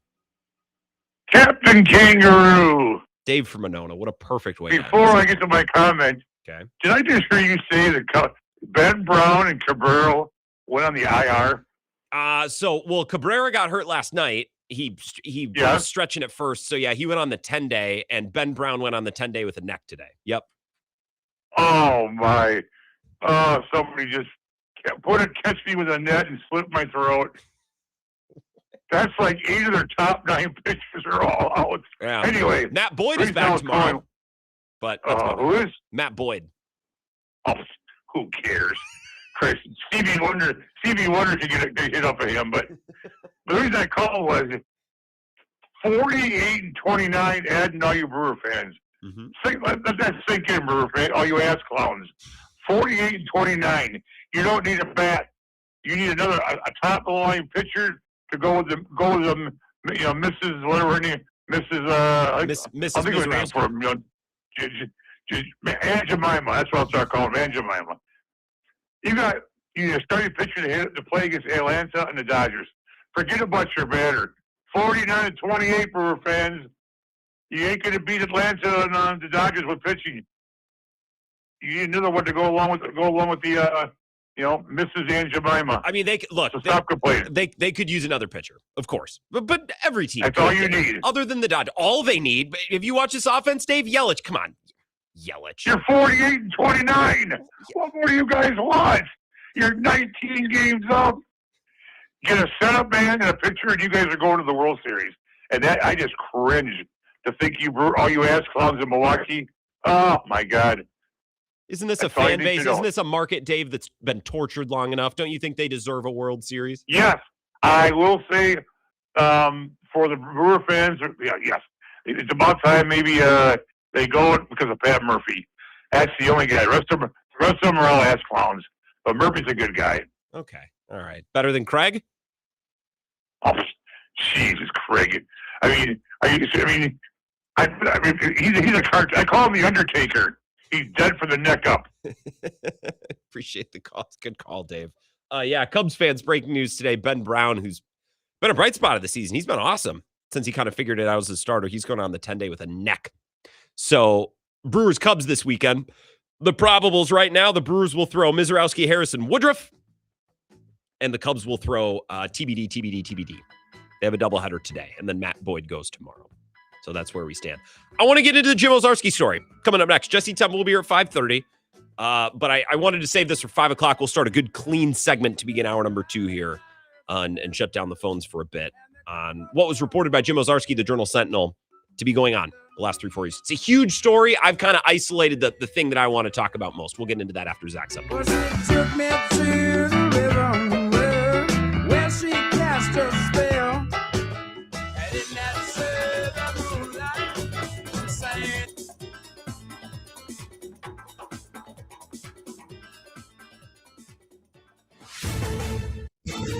This is the Wisconsin Sports Zone Update. Well, the Bucks got the start of the Coach Giannis era underway last night. The first round of the NBA draft with their own pick at number 10. They took Arizona guard Braden Berries. Then with the pick they acquired as part of the trade with Miami, the rights to Tennessee forward Nate Thomas at number 13. Both were five-star recruits in the 2025 recruiting class. Just one season in college. And John Horst could not speak about the trade of Giannis yet, as it's not official until early next month. But was asked how he viewed the roster at this point. To continue to build. I think we talked about the Taylor's press conference. I think we're building. These guys are important to it. I think other things that hopefully we're able to do and execute will be important to it. I think we've got big decisions going forward in terms of what free agency looks like and other things that will add. The second round is tonight. The Milwaukee does not currently have any picks. Meanwhile, tonight is the night that former Badgers guard Nick Boyd could hear his name. If he's going to go, probably going to be near the end of the round. Last time Wisconsin had players drafted in back-to-back years was 1985 and 1986. The draft gets going at 7 o'clock. Everyone should feel confident about their path forward. Exact Sciences is now Abbott, and together they will transform the way cancer is detected, diagnosed, and managed for more people in the world. They continue to help patients and healthcare providers make timely, informed decisions before, during, and after a cancer diagnosis by partnering with the industry's best minds and top institutions to transform how to approach cancer. Known for the Cologuard and Oncotype DX tests, allow Abbott to help make a positive impact in your health path forward. Learn more at abbott.com. Well, the Brewers are still in Cincinnati, where they're going to look to finish off a sweep of the Reds tonight. Milwaukee's pitching has been dominant the first two games, allowing just one run. We'll go with Shane Drohan tonight. The Reds counter with Rhett Lauder. First pitch is set for 6:10. After today, Brewers get tomorrow off before opening a home series against the Cubs. With this Wisconsin Sports Zone Network update, I'm Zach Heil. Busy? I mean, it has been fun, it has been stressful. Yes. I'm not trying to be difficult, Dark. No, it's like, yeah, busy, fun, stressful. This is where Wisconsin gathers to talk sports. Packers, Brewers, Badgers, Bucks. The Wisco Sports Show is on the air. Now, here's your host, Grant Bills. Hour number 2, the Wisco Sports Show, presented by Lacrosse Beer House Corner, 3rd and Pearl, downtown Lacrosse. Appreciate their support of the show always. I want to start this second hour with some details that Jim Owczarski reported in the Journal Sentinel. Really chronicled a lot of the things that were taking place behind the scenes over the last 3 or 4 years. I mean, the full story could take you 20, 30 minutes or more to read. I'm not going to piece through every single part of it. You can. I mean, if you want to find an anecdote or a story that makes Giannis look bad, you can find one. If you want to find a story that makes Budenholzer look bad, if you want to find one that makes any of the owners look bad, or John, yes, it's huge. There's a million things in here. But I think after reading it and after discussing it with Bill earlier today, the thing that I'm most focused on, and if I were to boil this story down, if I were to dump it in a pot and boil it down to its essence, we're going to talk about where things went wrong for the Bucks. It was the hiring of Adrian Griffin, which I might have said without this story. You know what I mean? If you were to ask me, where did things go wrong? I'd say, well, when they hired Adrian Griffin, because the failure of Adrian Griffin led them to have to get Doc Rivers, which that just started a whole spiral and a whole thing that they weren't really able to recover from. And then, of course, Giannis is traded earlier this week, and it seems like the team has, no clue what's going on, and it has no future. And I mean, it looks bleak. And that's the reason that Giannis wanted out. I'm going to give you some details here. First of all, and again, I want to start with the hiring of Adrian Griffin. There's a million other things in the story. You should go read it. But I think Adrian Griffin, to me, is the turning point in the Bucks Giannis, contention partnership. From the very beginning of this hire, this is an important detail that I wanted to make clear. So I'm going to read from Jim's story here, the Journal Sentinel. The coaching change was the first major decision made under the new ownership construct of Jimmy and D. Haslam. By the way, Jim, let's use the term governor, please. After Haslam Sports Group brought out Mark Lazary at the end of the 2023 season. After the wide-ranging coaching search, Antetokounmpo endorsed the hire of Adrian Griffin, though he wasn't entirely sure the lifelong assistant could be a championship winner in his first year. General manager John Horst preferred candidates with stronger acumen, but ownership and the GM signed off on Griffin. They would follow their star. Still, there were reservations. Horst strongly recommended the hire of longtime NBA head coach Terry Stotts as an assistant, to give Griffin a steady hand. The new coach said he wanted to build on the strong foundation Budenholzer created. Once in the door, however, Griffin chipped away at it in a flawed attempt to build his own base. As a result, the concrete in Milwaukee turned to sand and gravel. Shaky. So from the very beginning, and this is something that's been theorized, this is something that's been, I think, passed along as gospel. It's been so long now, I couldn't tell you whether this was reported before by reputable sources. It probably was, but here it is in black and white in the Journal Sentinel. Antetokounmpo endorsed the hire, though he wasn't sure. GM John Horst preferred candidates with stronger acumen, but ownership and the GM signed off on Griffin. They would follow their star. So again, of this huge story and all these details put out by Jim, I want to focus specifically on the hiring of Griffin because I think that was the thing that started the tumble. This coach was endorsed by Giannis. This was Giannis's guy. Now, that doesn't mean that it's 100% Giannis's fault. We can say, well, the GM should have known better. The owner should have known better. Maybe if you thought that you needed to hire Terry Stotts to hold his hand, maybe you shouldn't have hired him. Maybe you shouldn't have let the star player call the shot. That's all fine. That's all fine. I'm not blaming Giannis 100% for that. There's blame to go around everywhere. But it's an important detail, and it's really important to establish this was Giannis's guy. And the hiring of Griffin was an example where Giannis wanted something, and the ownership and the general manager said, okay, we will go with it. That's how Adrian Griffin's tenure started. And if you read the rest of the story, that's a theme in a lot of other areas, which, by the way, isn't surprising. What do you mean? They did everything Giannis wanted? Of course, yeah. We probably could have told you that. We could have assumed that. That's how this normally works, especially in the NBA, especially in a market where the player is, the biggest thing in town. Bigger than the organization, certainly. So point number one to establish, that's from Jim's story. Giannis wanted Adrian Griffin. The organization said fine. Now, Jim then writes about the acquisition of Damian Lillard and what that did to Drew Holiday. That's worth reading about. That's worth spending time on. We're just not going to spend time on it now. I want to stick with Adrian Griffin. This is Adrian Griffin post Damian Lillard trade, but before the start of the season. That's where we are, okay? Jim writes, Griffin had already begun to crack. He had not mixed well with Stotts. Now the acquisition of Lillard, who played for Stotts in Portland for 9 years, only heightened the new coach's insecurity. After a dressing down by Griffin in front of the team, Stotts resigned October 19th. The resignation was days before Antetokounmpo's extension was official, but buried within the buzz of Lillard's arrival, Antetokounmpo spoke of an underlying issue with Griffin's leadership.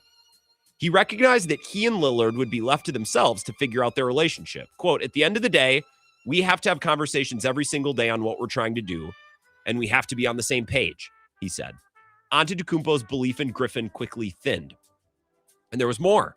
Eden's confidant and team consultant Rod Thorne was a noted presence at the facility, and Griffin continued to resist another veteran hire after Stotts resigned. The new video team, a strength under Budenholzer, underwhelmed the players. The perception that Griffin was Antetokounmpo's hire further undermined the new coach's credibility. The season had not yet begun, and emotions were already running high. In 5 months, the previous 5 years had been undone. So again, just to catch you up here on the Griffin part, there's more to the story than Griffin. There's a lot more, but I'm focusing on the Griffin part because I think it's the thing that matters most. To recap so far, Giannis wanted Griffin. The organization said fine. Griffin seemed insecure. He seemed worried that there were other veteran coaches around him, other people in power around him. Giannis and Dame were kind of left to figure out things by themselves. His video team underwhelmed compared to Budenholzer. A lot of the people around the team and around the organization just viewed Griffin as Giannis's guy, which undermined his credibility. Emotions were running high, and the thing that they had built for 5 years under Bud had been undone. Oh, yeah, and by the way, the season hasn't started yet. That's where we stand. Let's go into the season now. This is more from Jim. 2 games. That's how long distrust in Griffin took to bubble over publicly. 2 games. It's actually pretty amazing. Following a 17-point loss to Atlanta at home on October 29th, Antetokounmpo animatedly drew plays in the locker room with assistant coach Josh Oppenheimer and Bobby Portis. This was reported. We remember this. A team PR official asked the waiting media to leave the locker room. Then, following a 19-point loss at Toronto November 1st, players were arguing about schemes so loudly in the shower, the same team official had to tell the media, the media was in the locker room and could hear it all. It did not matter. They kept yelling. The following day, the players called a meeting with Griffin and effectively staged a coup. The defense would change to what they wanted, specifically center Brook Lopez and drop coverage to protect the rim like he did in Bud's system. The players determined they would figure out schemes in games on the fly. Quote, "We can still call the plays while listening to coach," Beasley matter-of-factly told the Journal Sentinel. I forget Malik Beasley was ever here. So that's a little bit of an insight into what was going on with Adrian Griffin. It was failing before the games even started. Took 2 games for the thing to go nuclear. Jim writes more about how the players took control of rotations. The travel schedule Griffin created in the summer was changed so players could enjoy the cities they were playing in, so the players were taking control of the travel schedule. The holdovers from Bud's last team initially appreciated Griffin's approach after the predecessor's dictatorial regime. But after just the 5th game of the season, Lillard offered a warning about too much player input, so the players are calling the shots. They're having to do their own thing because Griffin doesn't know what's going on. This, to me, is what killed the whole thing. Because they had to fire Adrian Griffin, was it in January? I think it was mid-January, right? And the team was the number 1 seed in the East. They were awesome. And the coach was useless. He had no clue what was going on. So the players were left to their own devices, which I think they took those own devices occasionally to slack off. If they had hired, I used this example on Bill's show earlier today. If the Bucks had hired the Marvin Lewis of basketball coaches, meaning perfectly average in every way, maybe slightly better than average, because Marvin Lewis, to his credit, made the playoffs. If they had hired Marvin Lewis or Chuck Pagano or Jason Garrett might be the best example. If the Bucks had just hired the Jason Garrett of basketball, just a perfectly average coach, I think we're in a very different spot today. Now, maybe Giannis eventually leaves anyway because the roster gets old, but I think the last couple of years look markedly different. Adrian Griffin was so bad. He was so bad, I'm struggled to think of a coach to which I can compare him. Maybe Josh McDaniels, but Josh McDaniels made it half the season in Denver. Did he make it a year and a half? I think he made it a year and then a half year. It was the same with his second go-around in Vegas. He made it through the first year, then he was fired in the middle of the second year. Adrian Griffin didn't make it to the All-Star break of his first year. And the most damning thing about Adrian Griffin is to my knowledge, he's not an assistant coach anywhere. He didn't latch onto someone's staff. To my knowledge, he's just not coaching right now, anywhere at all. You say, well, getting fired, who would want him? Maybe basketball is different than football. Josh McDaniels got a job like that. Robert Saleh gets a job like that. Like failed head coaches that fail spectacularly get jobs right away as assistant coaches, unless they commit a crime or something, but I can't even think of an example. Adrian Griffin was so terribly, awfully, disastrously bad. So now you're without a coach in the middle of the year. And the organization can't just punt on the season and wait to conduct a full search in the offseason. They had just acquired Damian Lillard. So what do? You have to get the best available guy. Who's that? Doc Rivers. If they had hired Doc Rivers from the jump, Doc Rivers might be the Jason Garrett of coaches, by the way. If they had hired a Doc Rivers or Doc Rivers equivalent from the beginning, okay. The problem isn't that they had to hire Doc Rivers in the middle of the year and Doc Rivers sucks. It's that they got the worst version of Doc Rivers. Doc Rivers, who was comfortably calling games on television and playing golf. And the Bucks had to call him and offer him a mountain of money to come in and do the job. Doc Rivers was not chomping at the bit. Doc Rivers wasn't like, man, I'm a coach. If I'm not coaching, I don't know what I'm going to do with myself. No, he was perfectly happy. He was fat and happy working in TV. And why wouldn't he be? I'd be doing the same thing if I was him. And the Bucks call him and say, we will give you a truckload of money. Please come save us. And Doc's like, sure. All right. When do you want me to start? Next week? All right. Shoot. All right. Fine. Cool. And then there's more in the story about how Doc Rivers had a golf simulator in the building and he wasn't really all that tight. But of course he wasn't. You hired Doc Rivers who had already been retired. What did you expect? So the problem wasn't Doc Rivers. The problem was Adrian Griffin. And for the life of me, I can't understand how you miss that badly on a coach. You could say, well, it was Giannis's fault. He wanted Griffin. How did Giannis miss that badly on a coach? You could tell at the guy's press conference how lost he was.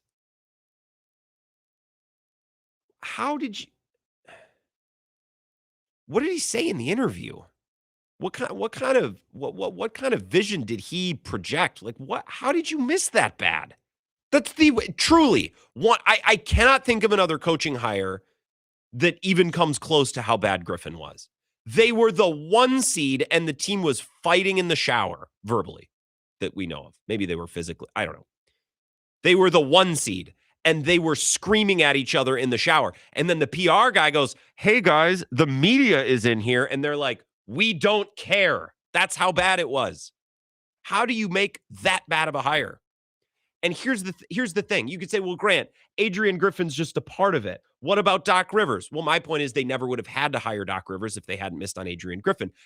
And there's a million other things in this story. You know, Giannis and his brother and the drama there and the trading of Drew Holiday and how that was unceremonious. And Chris Middleton, he was kind of the Giannis whisperer. And then when he left, things started to fall apart. Here's the thing. If they just hire a half-decent coach, they're good and they're winning. And all of those other things just kind of become other things. That stuff happens in the NBA all the time. Players are traded all the time. Players get old and leave rosters all the time. That's run-of-the-mill, normal NBA melodrama. It's happening right. Look at what's going on with the Celtics. They just attempted to trade Jaylen Brown and failed. And Jaylen Brown's on a Twitch stream saying, yeah, my favorite year was the year that my team's best player was hurt. It happens all the time. It's always happening everywhere. And 80% of the things that were reported by Jim Owczarski, 80% of the things that have been taking place over the last 3 or 4 years in Milwaukee were, in my opinion, run-of-the-mill NBA goings-on. It's just normal NBA melodramas. All of those melodramas became a huge deal because the team sucked. Adrian Griffin is the worst coaching hire in recent memory in any of the sports I can think of. And the team was the 1 seed. If they just hire the Jason Garrett of basketball coaches, they're pretty good. And now all of a sudden it's like, well, you had to trade Drew Holiday. That sucks, but I mean, look, we're winning. That's the goal. And you move past it. It's not a big deal. You move on. It sucks, but that's the business. That's why you're paid a lot of money. You'd get over it.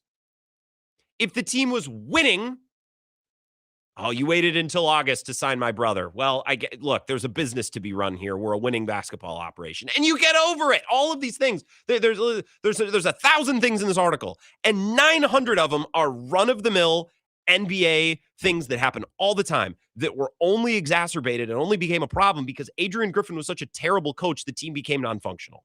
That's the way I read this thing. Now, if you want to talk about who's to blame, I think you could say everybody, you could say a little bit of everybody, but the problem with the Griffin hires, it was Giannis's guy. So if I am to think that Griffin was the number one thing that started this landslide, it seems like Giannis was the guy kind of kicking the boulder. So I have no interest in ascribing, blame to make myself feel better. It ended. Okay. I'm not going to cry myself to sleep at night, but it's the Griffin hire for me. And that was Giannis's guy. So that's mostly where I start and end on this thing, because I think if they don't botch that hire, so many of these other issues that are like, how did that? Doc Rivers had a golf simulator. Well, Doc Rivers would have never been here if they hired a coach that wasn't a boob.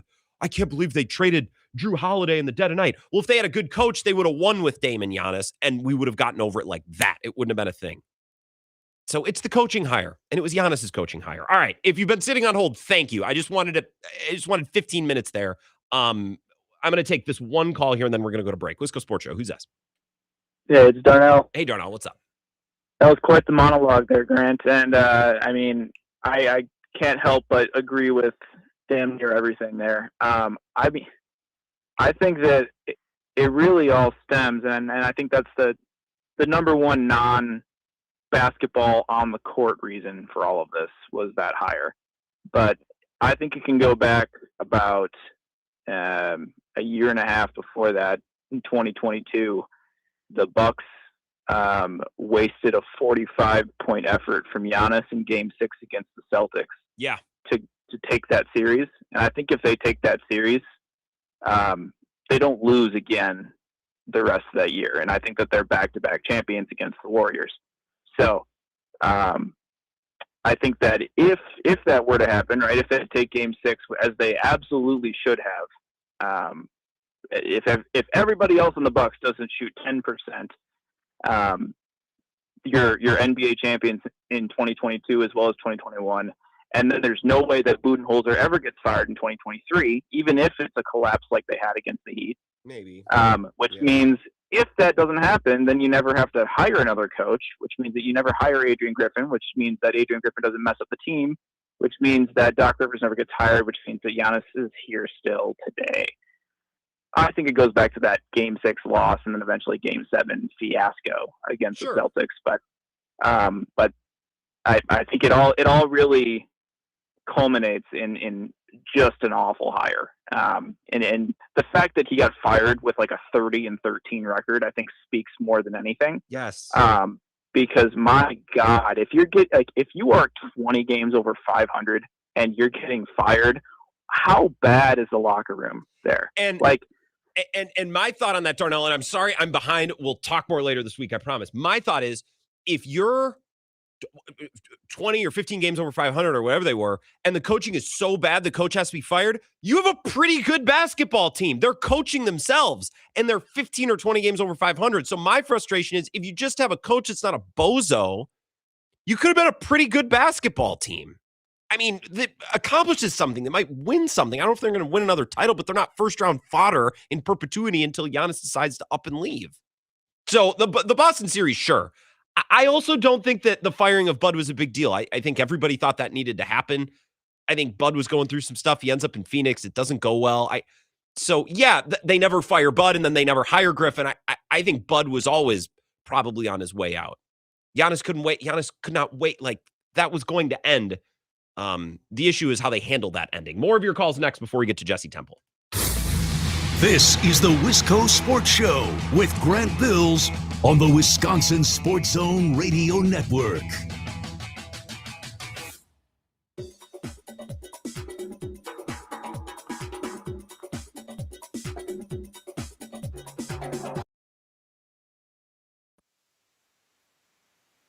In 3 minutes.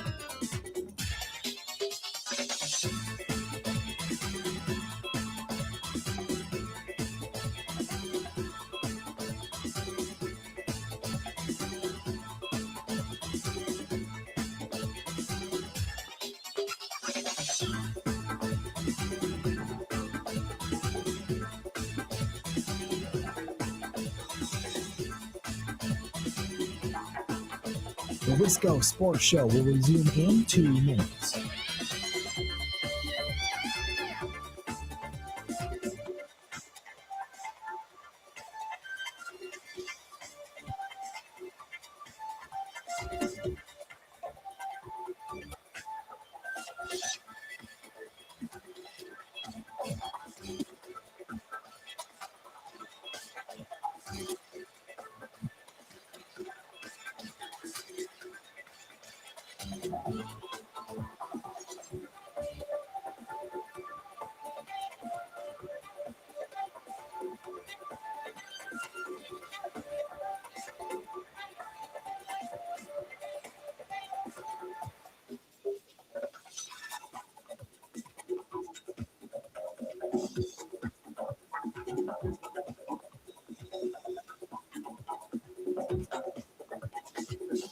The Wisco Sports Show will resume in 1 minute.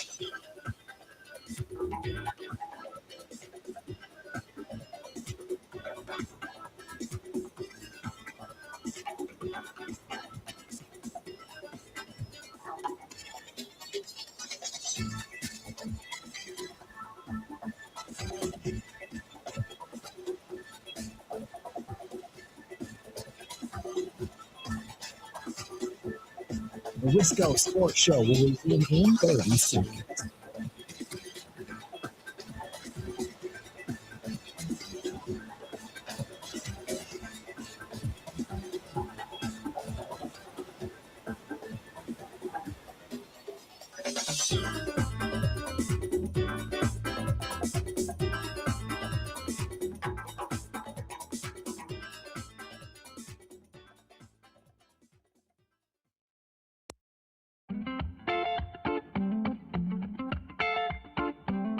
Wisco Sports Show, Jesse Temple in 10 minutes. You're got to be quick. Going to take 2 calls, just following up on the reporting of Jim Owczarski, the history the last 3 or 4 years, what was going on with the Bucs. I think it's the Adrian Griffin hire.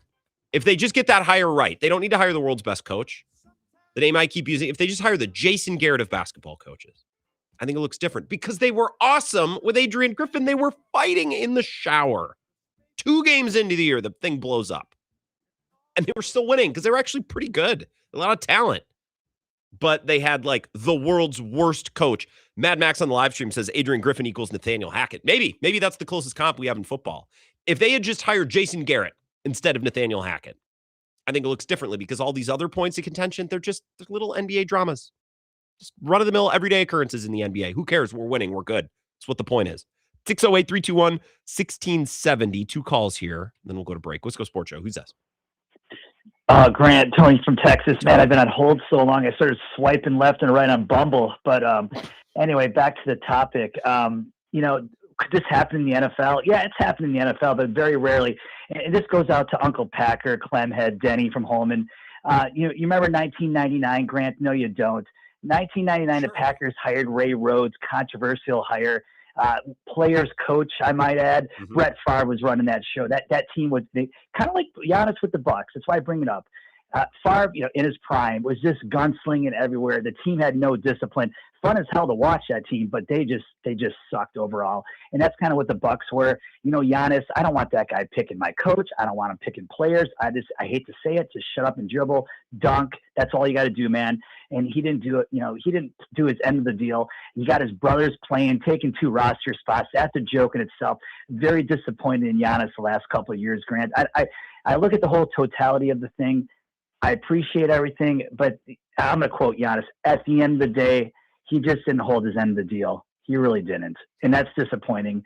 And he could have been part of the solution, not the problem. And he was part of the problem. And that's disappointing. Greatest Buck ever. But, like Favre, like Rodgers, just a little tainted at the end. Sure. And we smooth that out in the histories. Just like the rock star that's not great on the last album, we overlook that stuff. On the brother, I don't care about the brothers being on the roster, but this and Jim's story kind of ticked me off. August 2025, ESPN continued to report Antetokounmpo's desire to leave, and the team held superficial trade talks with New York. Ownership tried to assuage Giannis by re-signing his older brother. It was only then that ESPN stopped, but even the signing failed to smooth everything over. Waiting until late August to finalize Thanasis' minimum deal irritated the family and its representatives. Hey, man, no problem giving your brother a job, but if you're going to be a prick about it, screw you. Like, well, yeah, you gave my brother a roster spot, but you waited until August. Okay, well, you know what? Like, what?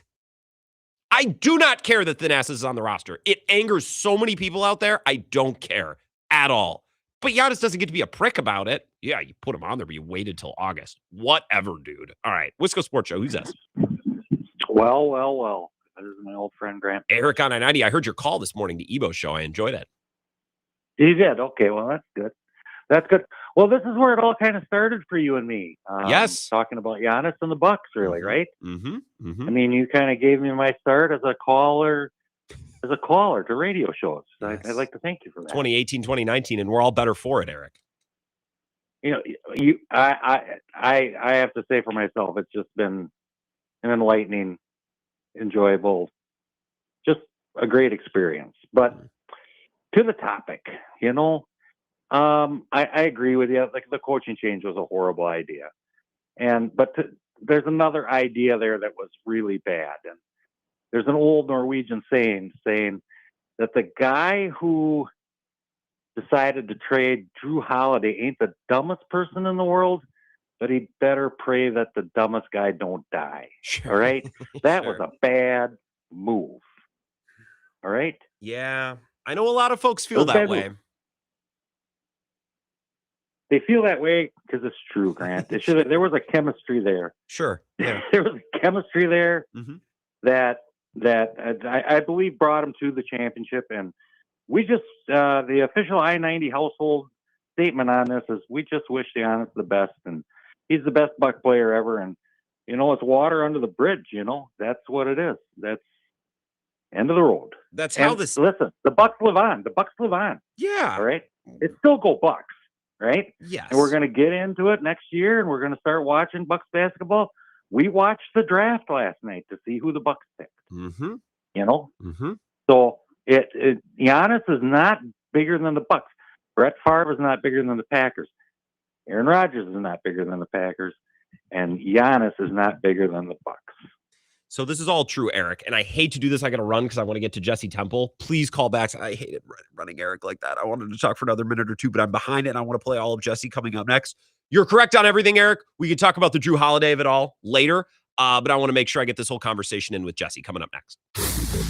This is the Wisco Sports Show with Grant Bills on the Wisconsin Sports Zone Radio Network. Shopping for new windows and doors shouldn't feel like a negotiation. Pella Windows and Doors of Wisconsin doesn't believe in games. They never inflate pricing, and there's no high-pressure sales pitch. Just premium windows and doors built for long-term comfort, beauty, and peace of mind. Buy direct through Pella, and one trusted team handles everything with Pella-certified installers every step of the way. Real pricing, premium quality, no games. Pella Windows and Doors of Wisconsin. Schedule your free in-home consultation today at PellaWI.com.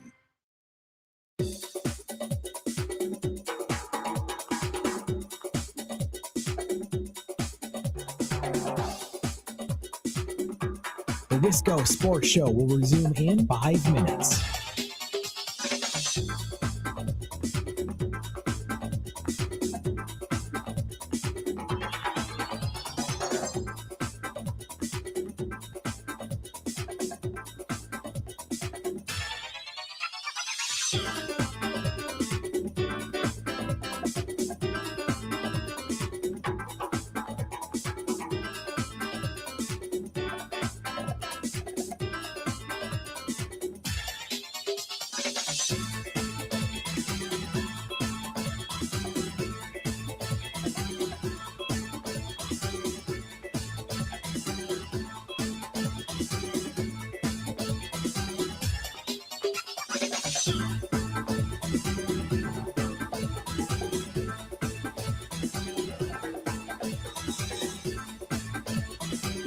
The Wisco Sports Show will resume in 4 minutes.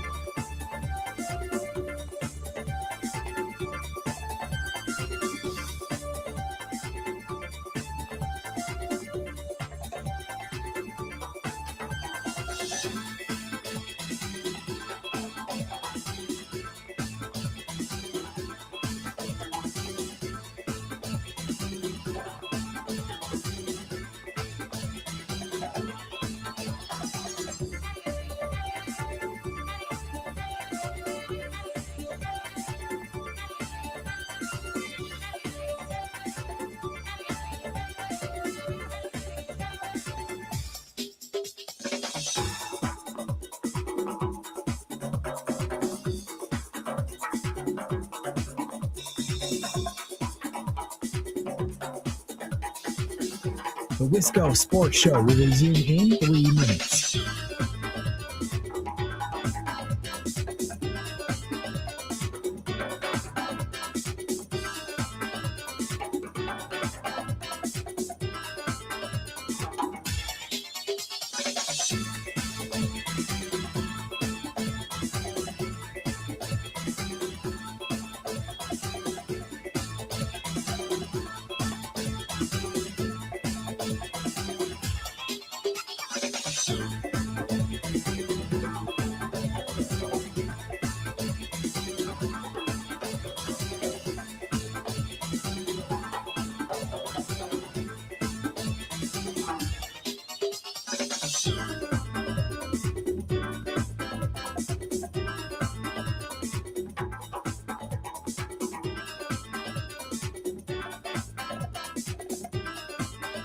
The Wisco Sports Show will resume in 2 minutes.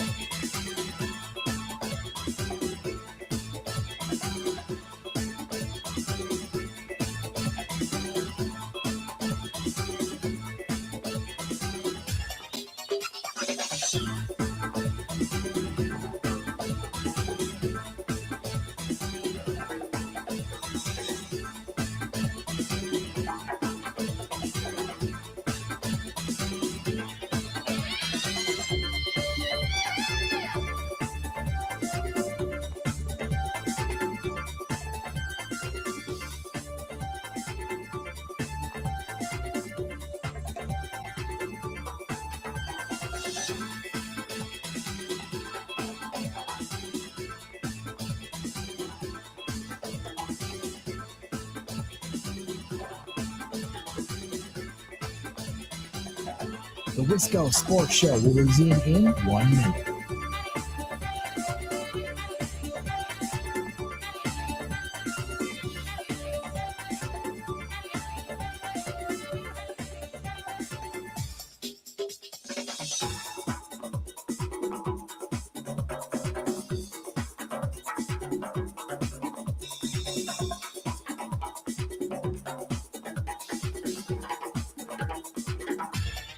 The Wisco Sports Show will resume in 30 seconds.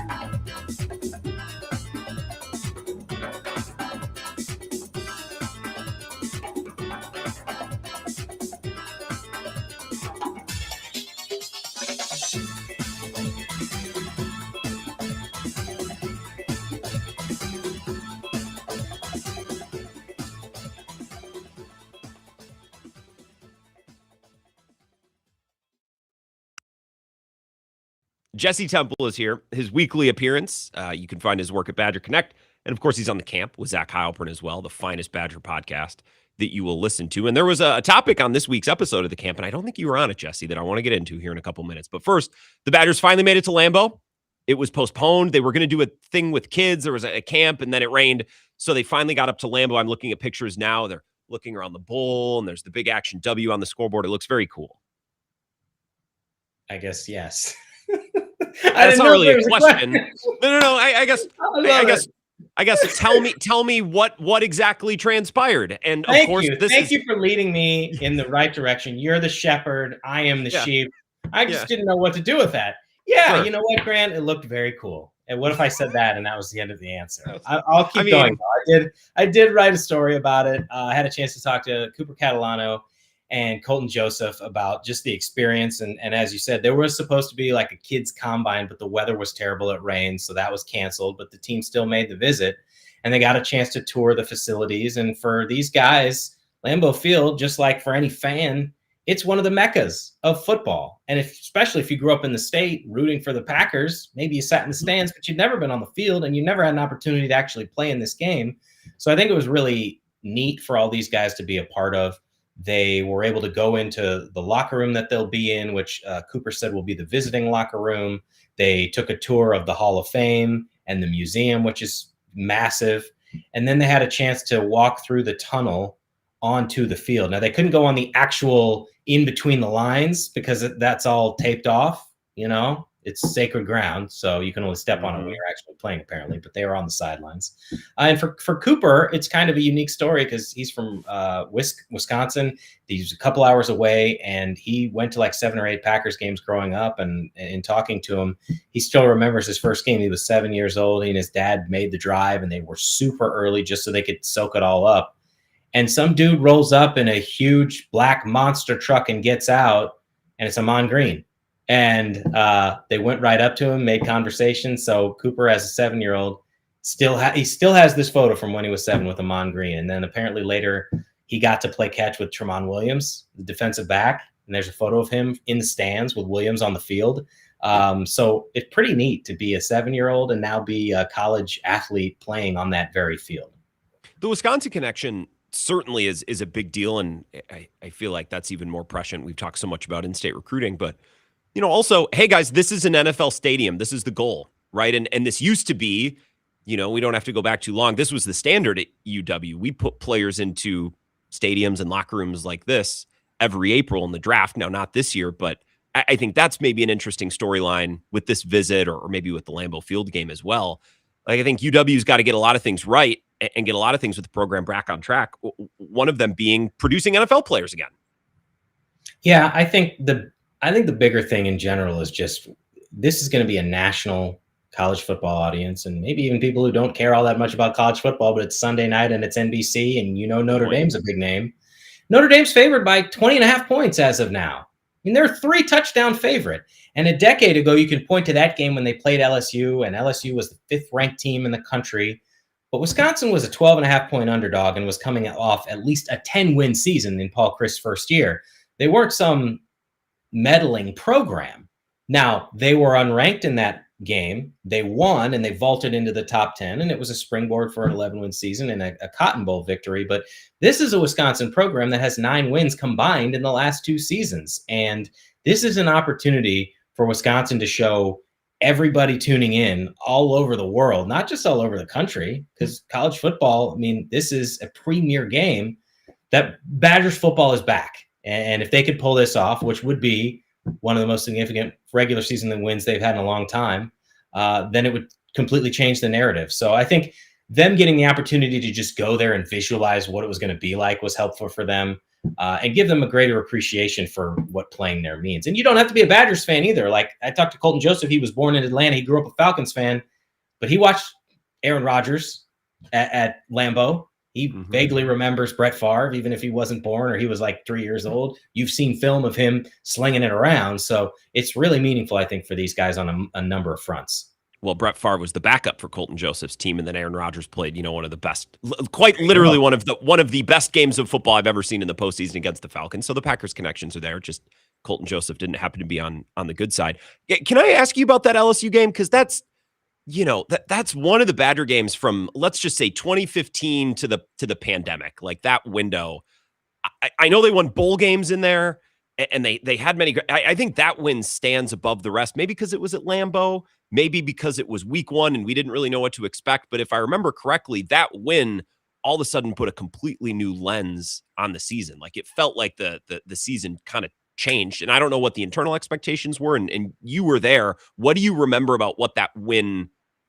What did that win do in your memory for that team and for the program at the time? So if I remember correctly, that marked Wisconsin's first top 5 non-conference win during the regular season since 1974, when Wisconsin beat Nebraska. Now, granted, those opportunities don't come along every year, but there have certainly been moments, let's say in the Don Morton years, when they play Miami and lose 51-3. And so Wisconsin had a great opportunity on a national stage and took advantage of it. And like I said before, they were unranked going into that game, and then they were in the top 10, and they had a great season.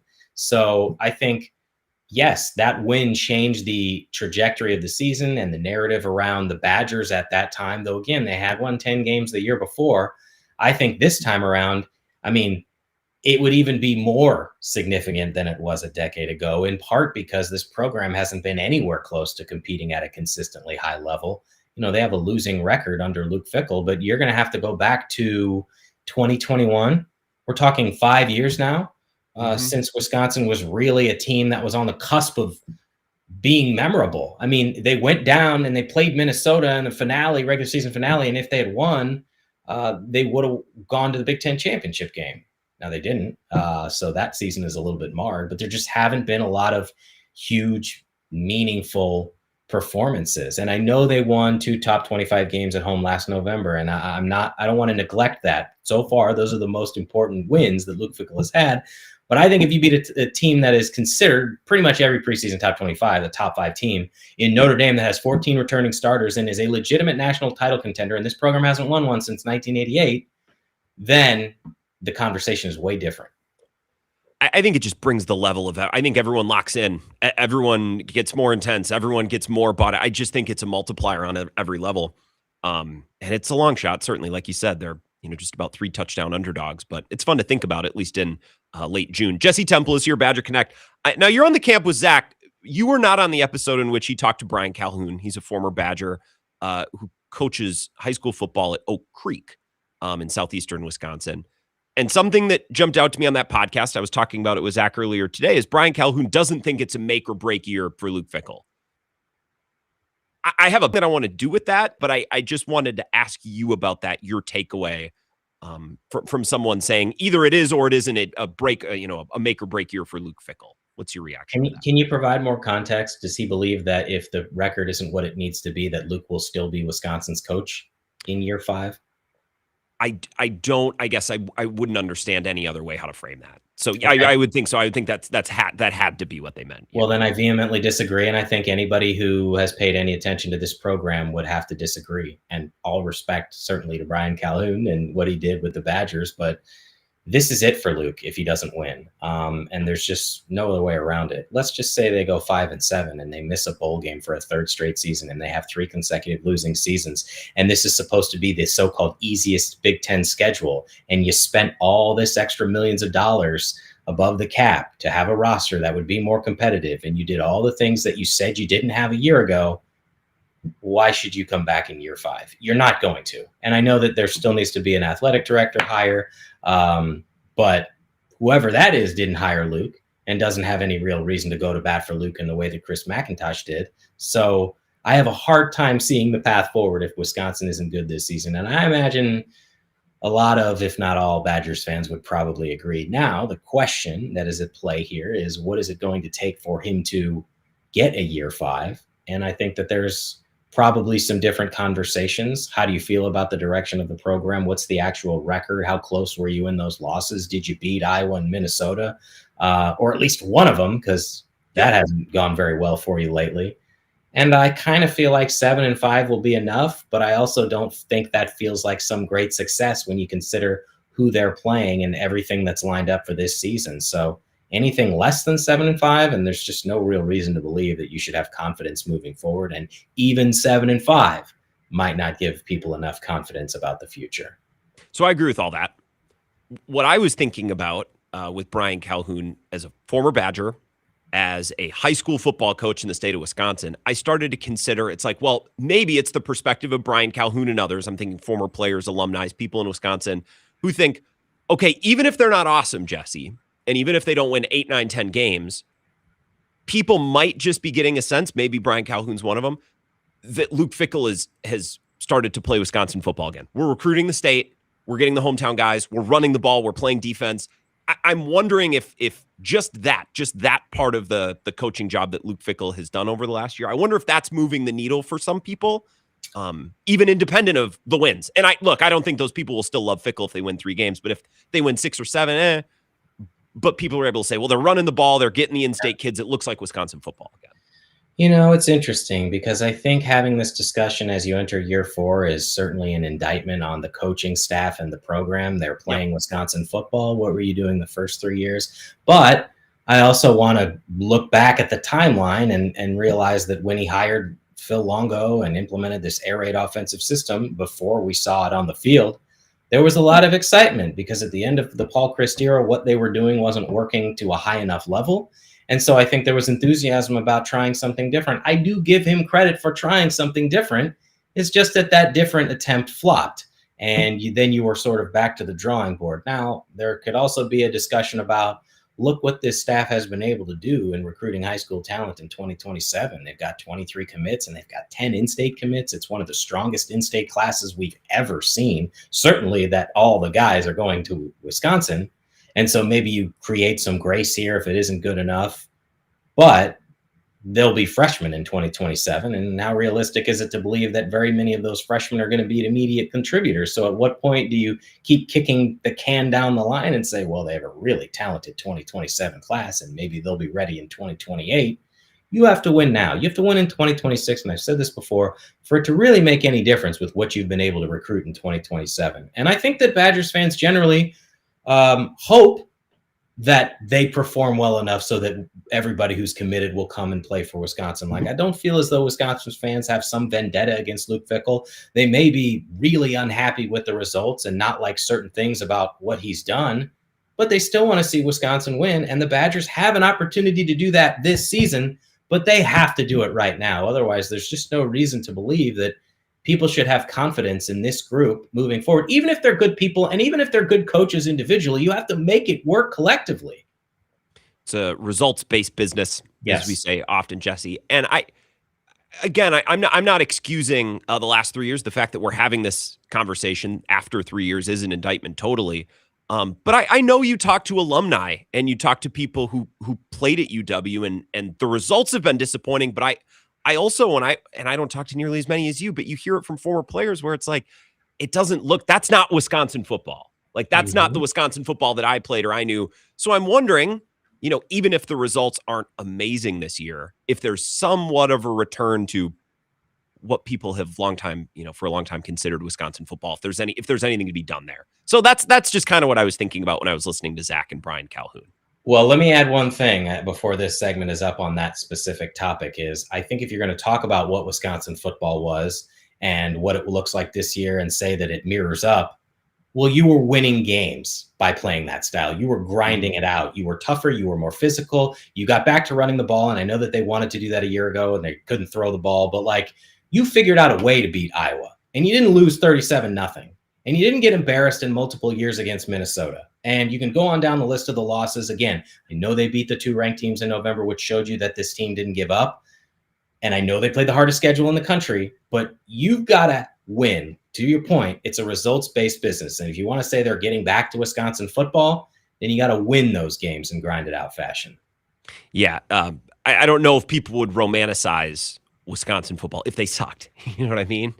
Like, I just don't think maybe we'd view it the same way. So you're right. Yeah, they played a certain way, but they also win. So, right. That's a big part of what people. Yeah, you ran the ball 50 times, but you averaged 2.9 yards per carry, and you lost 17-3. Yeah, absolutely. And I know, we talked about your conversation with Melvin Gordon running for 408. Like, yeah, they just didn't run the ball. They were amazing at it, and they used it as an instrument to win games and occasionally upset really good teams. One thing, just kind of as we start to wrap up here, we've had some legal movement in college football. It looks like we're trending towards the 5-year age-based eligibility model. I like it because it's simple. The fewer waivers and how can we make this as simple as possible? I like this model. What are your thoughts? I feel like you're going to have really good college players who aren't pro ready, who are going to break every school record ever because they got to play for 5 seasons. Sure. That doesn't really matter. I do know, I'll give an example. So I've talked to Zach Kinziger on several occasions. Zach was a very talented high school player out of De Pere, came to Wisconsin last year and started the season thinking that he was going to redshirt. And then in December, the staff was like, we think you're ready. We think you can contribute and we think you can push some guys. And he didn't end up playing very much. And I asked him on multiple occasions, well, do you regret burning your red shirt for however many minutes you got and the lack of opportunities? And he was like, well, no, not at all, because I wanted to play and I wanted to help the team. And also, everybody feels pretty confident that this 5-for-5 rule is going to happen. And so it doesn't really matter how much I played or didn't play because I'm still going to have 4 more years. And so I think there's something to be said for that. And there are a lot of college players who are going to be in different spots, but you don't have to worry about this whole, do I redshirt, don't I redshirt? All right, you want to play and you get 27 minutes in a season, you got that experience and you still have 4 more years of eligibility. And for the guy who's a starter or a bench player, but he's a good reserve, you can work your way into a bigger role and you can play for 5 years and know that you've got some long runway. So I don't know, I'm with you. It's simplified. Very little in college athletics feels simple, but at least this makes sense. The Big Ten announced today the student athletes to appear at Football Media Days, which is back in Chicago this year, right? Yes. We're not going out to Las Vegas. This is not an indictment on anyone. I guess I'm just wondering, Chris Brooks, Sebastian Cheeks, Matt Young, maybe there's something about these guys that I don't know. Why are those the 3 men that have been selected to represent Wisconsin on the national stage here? Veteran leaders who have been in the program and have shown improvement and are respected. Now, Matt Young and Sebastian Cheeks both transferred in, but Young ended up starting as a safety last year. He's from Wisconsin. Sebastian Cheeks has worked his way up after transferring from North Carolina. And Chris Brooks Jr. has been here his entire career, and I think he's in position to have a really valuable role this season. But I think you're also thinking about what star power could look like, and especially in a college model where you don't know who's going to be here next year. Some teams look at it like, well, let's bring the best. Colton Joseph, you're paying him a lot of money. He's your starting quarterback. Have him represent him. Mason Posa, probably your best defensive player, maybe even Mason and Cooper Catalano. Now, ththose guys could be back as juniors, but who knows? And same thing with Colton Joseph, is only a junior, but I think there's arguments to be made on both sides, but that's my assumption on why Wisconsin went with those particular individuals. I want to ask you about your latest Badger. The Wisco Sports Show with Grant Bills on the Wisconsin Sports Zone Radio Network.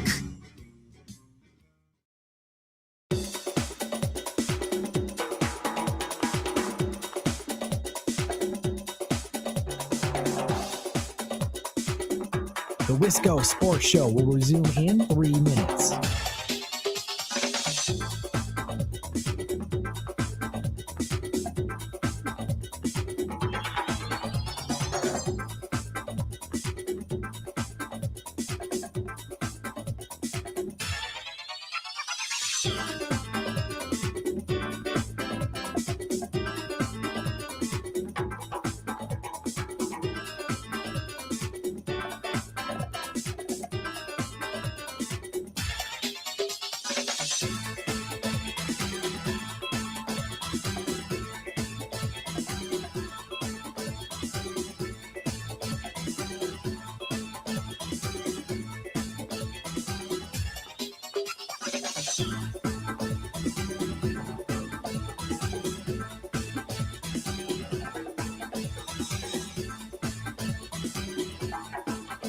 The Wisco Sports Show will resume in 2 minutes.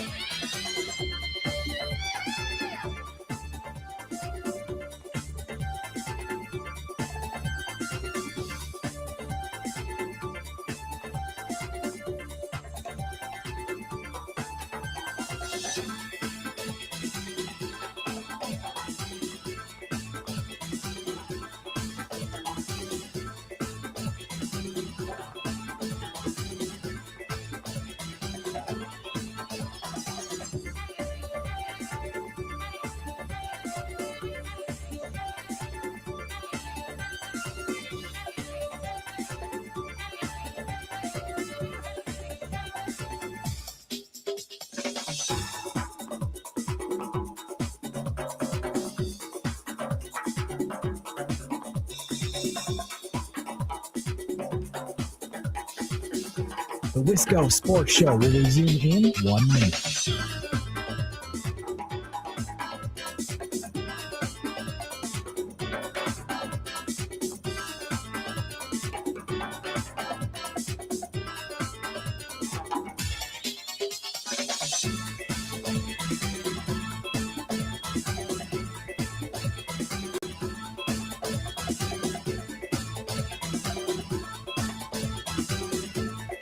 The Wisco Sports Show will resume in 30 seconds.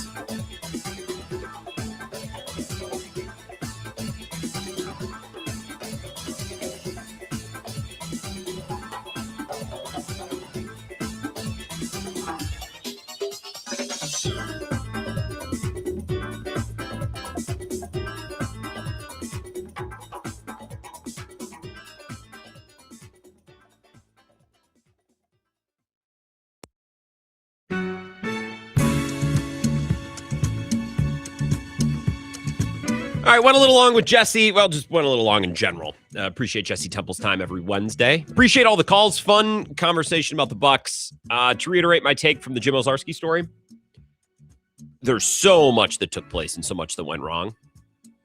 I think if they just don't hire Adrian Griffin and they hire an average coach, Mike Brown, Terry Stotts, whoever, just an average coach. If they hired the Jason Garrett of coaches, all of those other things become mostly immaterial.